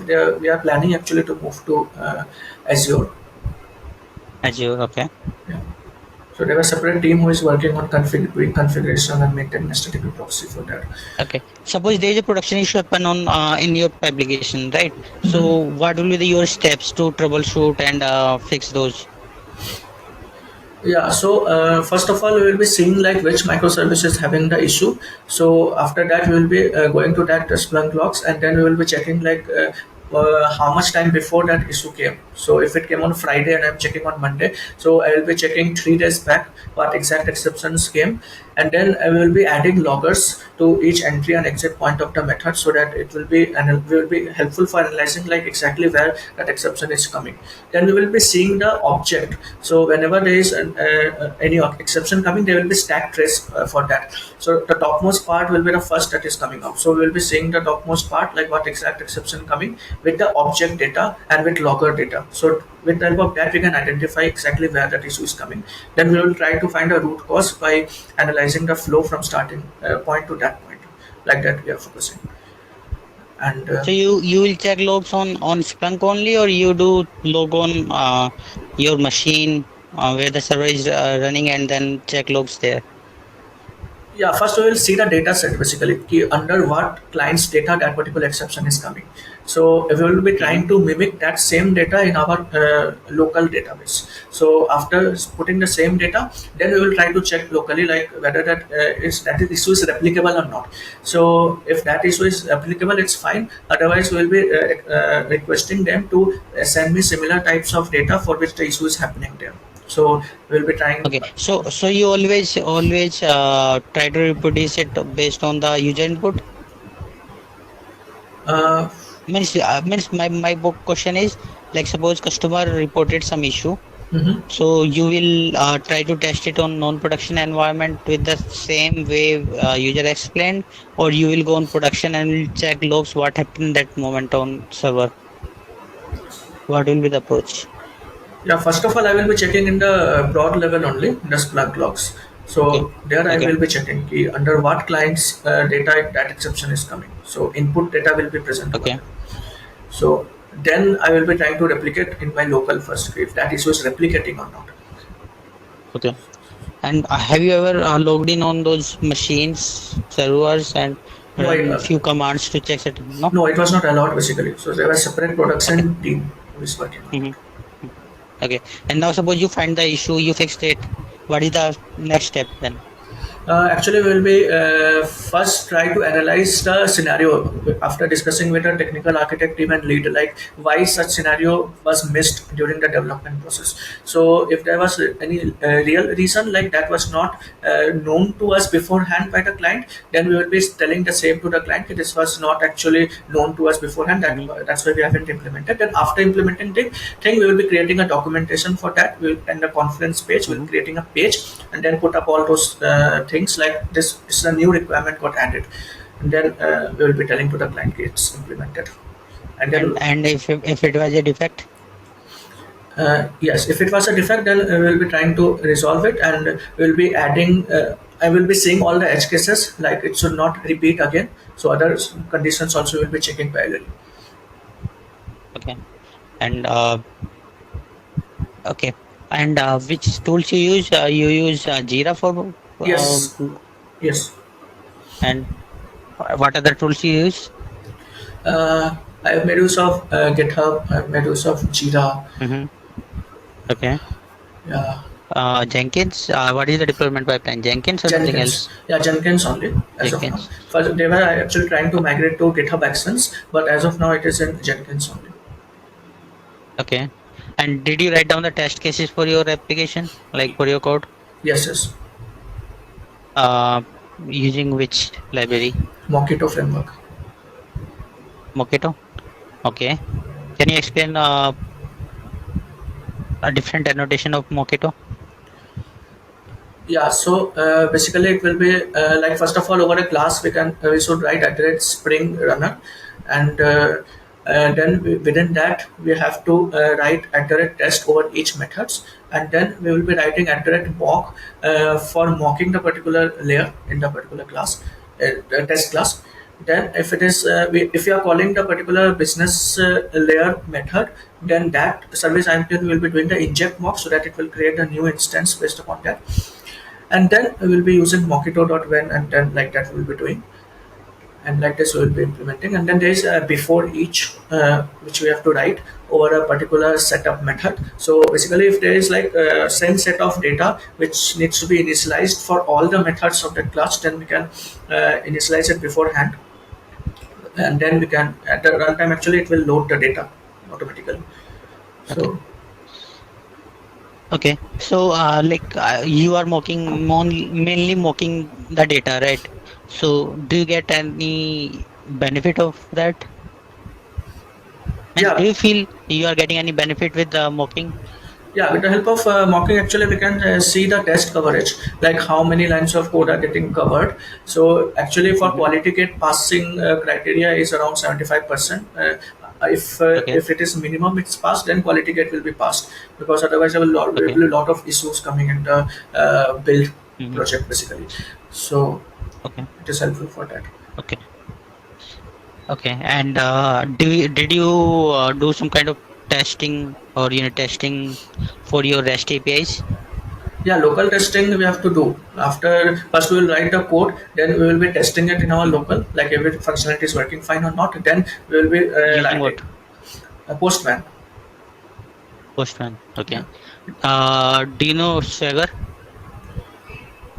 yeah. Swagger is basically for writing API documentation part. So we'll be writing all the URLs which with all the Are you using that in your project? no, actually, we haven't made use of it. In Swagger, actually, we are working on a POC part basically. So in the real project which was there for Wells Fargo, there they were using. So so we were actually in the integration stage Okay. from POC to integration. Okay. So after that, we'll be using. Okay. Okay. Have you did your like in that Jenkins pipeline you guys do that or other DevOps team manage that? For which task? Build and deployment Yeah, Jenkins. so in our project, actually, in current project we are doing, previous to that, there was separate DevOps team who was doing that. But actually, we have learned from them like how and all we should do, so that we should not be dependent on them always. So we are going to the Jenkins URL basically, and then we are getting the data, like what is the feature branch name, then which environment we want to deploy. So those things we have to pass it there in the parameter, and then in the build path variables. So they are actually build path parameters. So we'll be passing the data, and then we'll be click on build. So Yeah.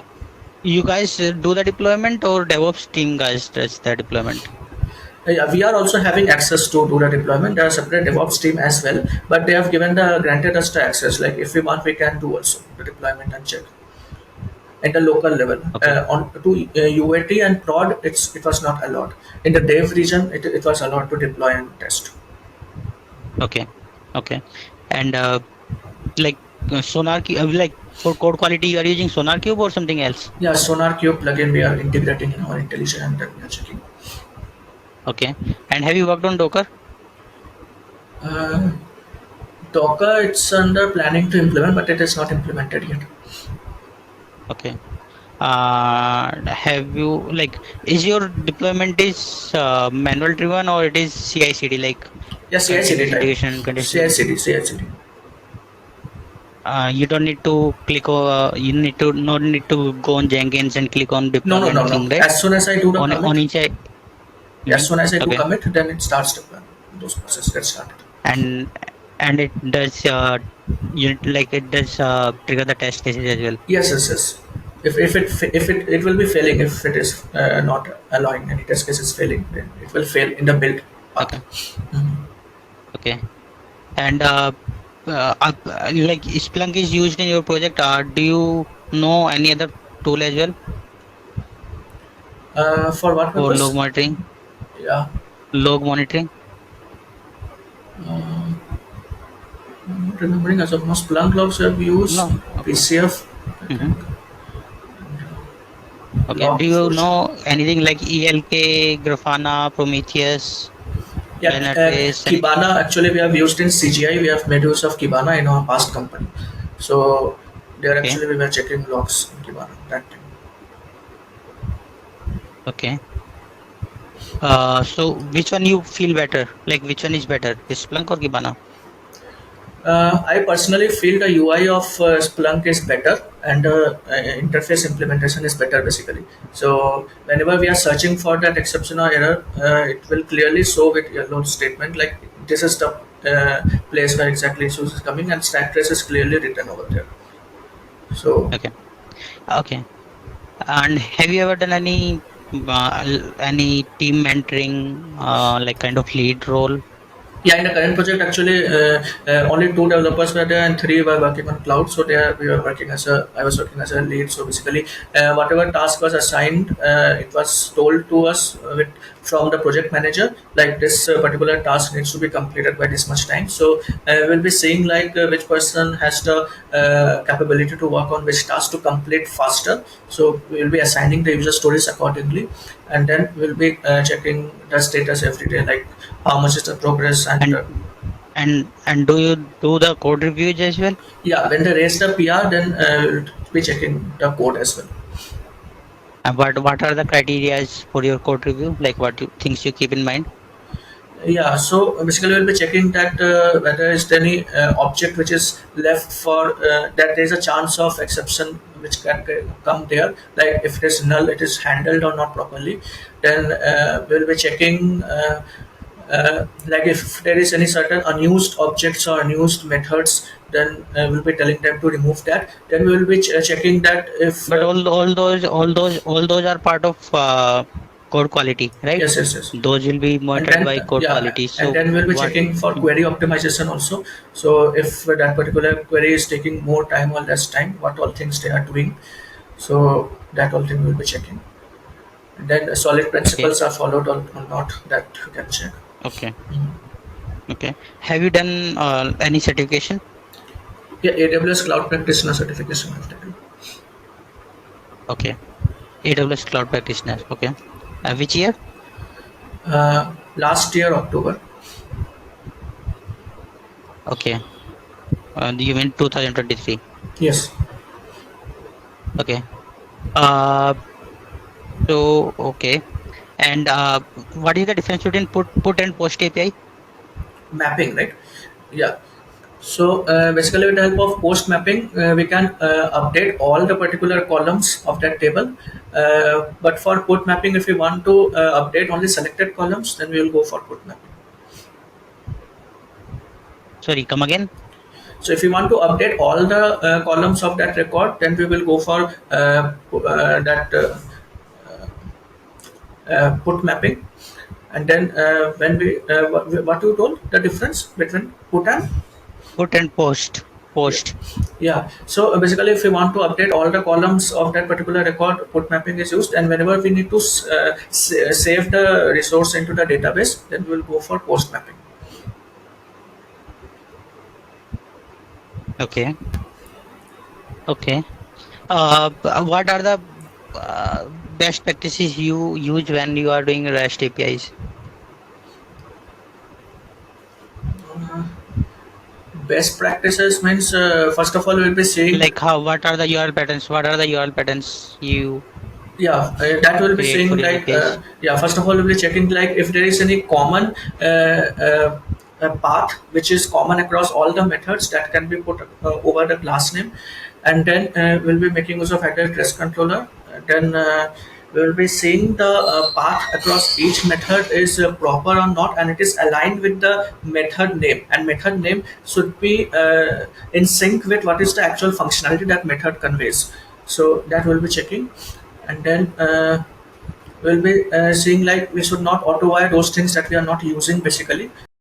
So suppose you created one API, REST API, which returns some one format of data, like um, but in the future there is new requirement come up, and now it should send some additional element plus some reduction in the current elements. Like there's an object where you are getting employee name, employee department, employee ID from one API. In future, the API you need, it should return employee name, employee department name. That's it. No employee ID. Mhm, But like there are two different versions of employee API, right? mhm. So how you will handle that? You will create a different endpoint for that. You will create a different version for that API. What you will do there? Mm. Yeah, actually we can create different version for that. So in the request URL, request URL, Hmm. we can add like /v1, and then we can add the required URL parameters. And then if it is a new version came after a certain period of time, we can add version v2, and then we can pass the parameters, and then we can. Okay, Mhm. okay.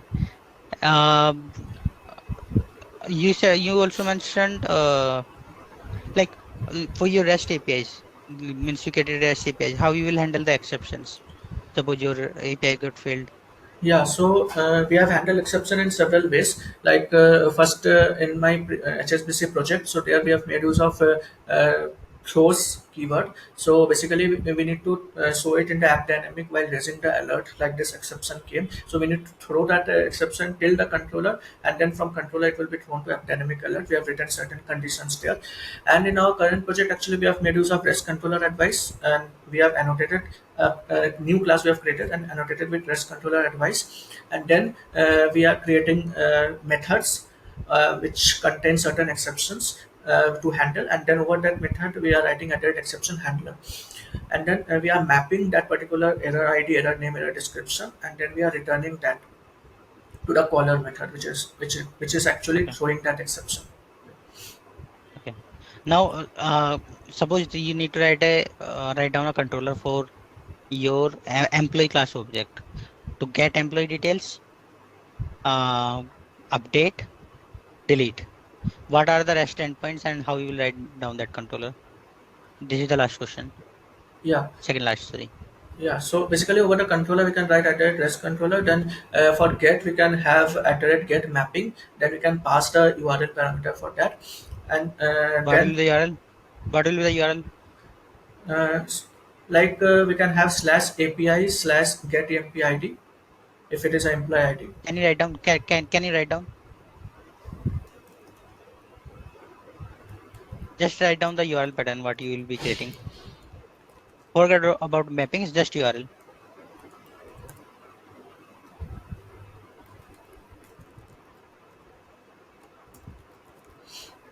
Like that we can create. Okay, so you are going to mention this get employee details there. Is it the right practice? Okay, that's fine. Yeah, because And we should one not last go. question, like, Yeah, get mhm, some other name we should, because what? it will be exposed in the URL basically. So we should write some other name. So it is about noun versus verbs. You can check it later. My question is on AWS. What services you know? Which services you are aware of? Uh, There is a serverless computing is there with AWS Lambda, and AWS RDS has been used, which stores relational database services. And Okay, okay, then we can do scaling as well based on the requirements. okay, okay, Then we can create our own EC2 instances. Then So we can do like elastic beanstalk as well. We can use, so it is faster and scalable basically. But have you used these, or you just read about those?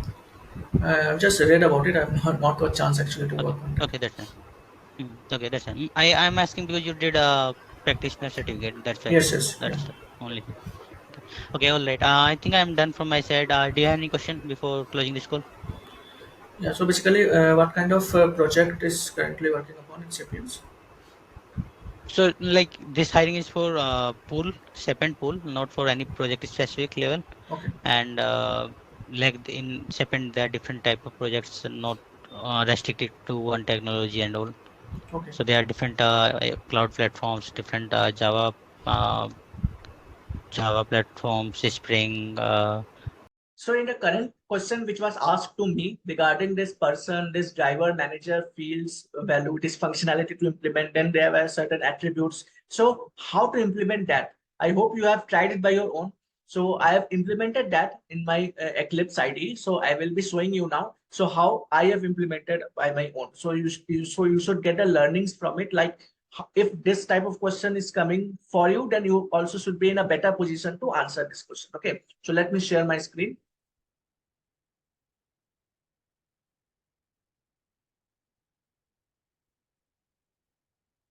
I hope you can see my screen now. So here you can see I have created one person class. Let me stretch it a bit.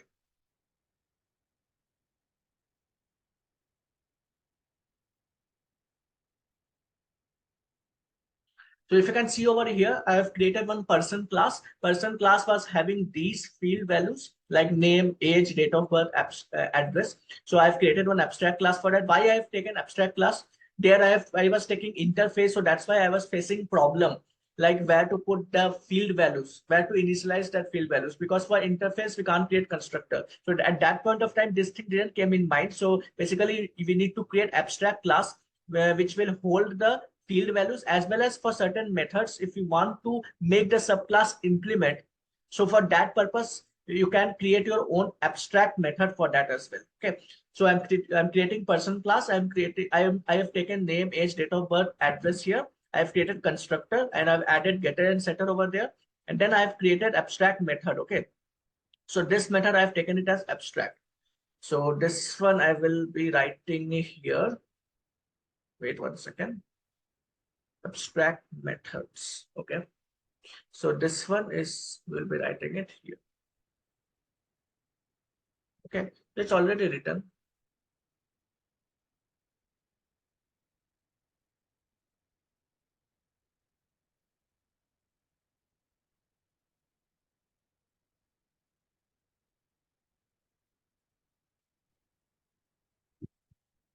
Okay, so we can remove this abstract method comment here. So it's already written here. So it's like common method was there, like eat method, sleep method. It will be common for all, right? So if a manager eats, if driver eats, what's the difference? Both will be eating, right? So there will be one functionality which is different for both. Okay. So if I say with respect to work, driver will do the driving work and manager will do the managing work. Okay. So both will do different functionalities. So for that, we need to create one public void do work method where we will be writing name, the person who is manager or who is a driver is working. Okay. So like this we can do. Then after that, I've created one driver implementation class which extends person. Okay. In this, what you can do, you can create one interface for driver and you can extend that particular class which will contain these two methods. That way also you can do, but it will be a little bit more complex. So to simplify the things, I have just created driver implementation which extends person class, and I have created constructor. Okay, and I'm calling this initializing the values with super method. So with the help of super, we can call the parent class constructor, right? So we can call this with the help of super. Then we are overriding this do eat, do sleep method. Okay, we are overriding it, and this is do work method. So here we have to write get name. So we have written getter setters for that, right, in the person class. So there was like get name method was also there. Okay, for getter, for namesake. Okay, so for the name part, I have called the get name method over here, and then I am putting here is working as a driver. So whatever name has been passed in a constructor in the main class, which is the main driver class, From there, if I am calling with a constructor, then that particular name will be set here. Okay. And similar to that, I am putting for manager class as well. Manager IMPL extends person class. I'm creating constructor with super. Then I'm overriding do it, do sleep method. And then I'm overriding do work. And here it's working as a manager. It will get the name and then it will print it's working as a manager. Okay. It's very simple. It's as simple as that. So sometimes these simple things doesn't come into the mind in the in front of interviewer. Okay. So you should practice a lot. So I was also got stuck here. So if you are not practicing it, so start practicing it. Basic oops concept also most of the people, most of the interviewer ask in depth. Okay, so you should be very much thorough in that. Then I've created one main class over here. In main class, I've created a person reference driver. Okay, and I'm creating constructor for that, passing the driver name. Okay, age, date of birth, and then address where that particular person is staying. Then manager, which is the person class reference, new manager IMPL, passing the name who is a manager, age, date, and address. Then I'm calling do it, do sleep, do work method. So here actually it will create a difference. For do it, do sleep, it will be same only. Driver and manager both will eat and both will sleep. But if I'm telling with respect to work, both will be having different set of work. Manager will be doing managing work and driver will be doing the driving work. So now let's run this code and see what's the output. So here, if you see the output, if you can see, it's showing driver is eating food. So because I'm creating the constructor for driver and calling the eat sleep work method. So first it will print for driver class. So it will print eating food, driver is sleeping, Rajesh is working as a driver because I am passing Rajesh as a constructor part for driver reference for person. Okay. So similar to that for manager, I have written eat sleep work method. Okay. So we have passed in a constructor. So manager is eating food, manager is sleeping, and Dave is working as a manager because Dave is passed here as a manager name. Okay.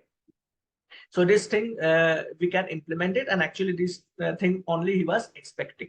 So you should be practicing and you should be well versed with all the OOPS concept, basically abstraction, polymorphism, encapsulation, okay, inheritance. So you should be well versed with this because they are not checking how much experience you have. You may be having 1 year or 2 years experience, or you may be having 8 years, 10 years experience, but still they will be checking on you with these core concepts of Java, which is OOPS concept, which is the basic building block which over which the entire Java came.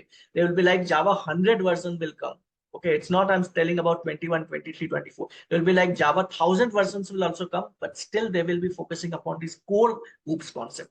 So I hope you got a understanding, you got a clarity on this. So keep on practicing this and let's continue with the video further.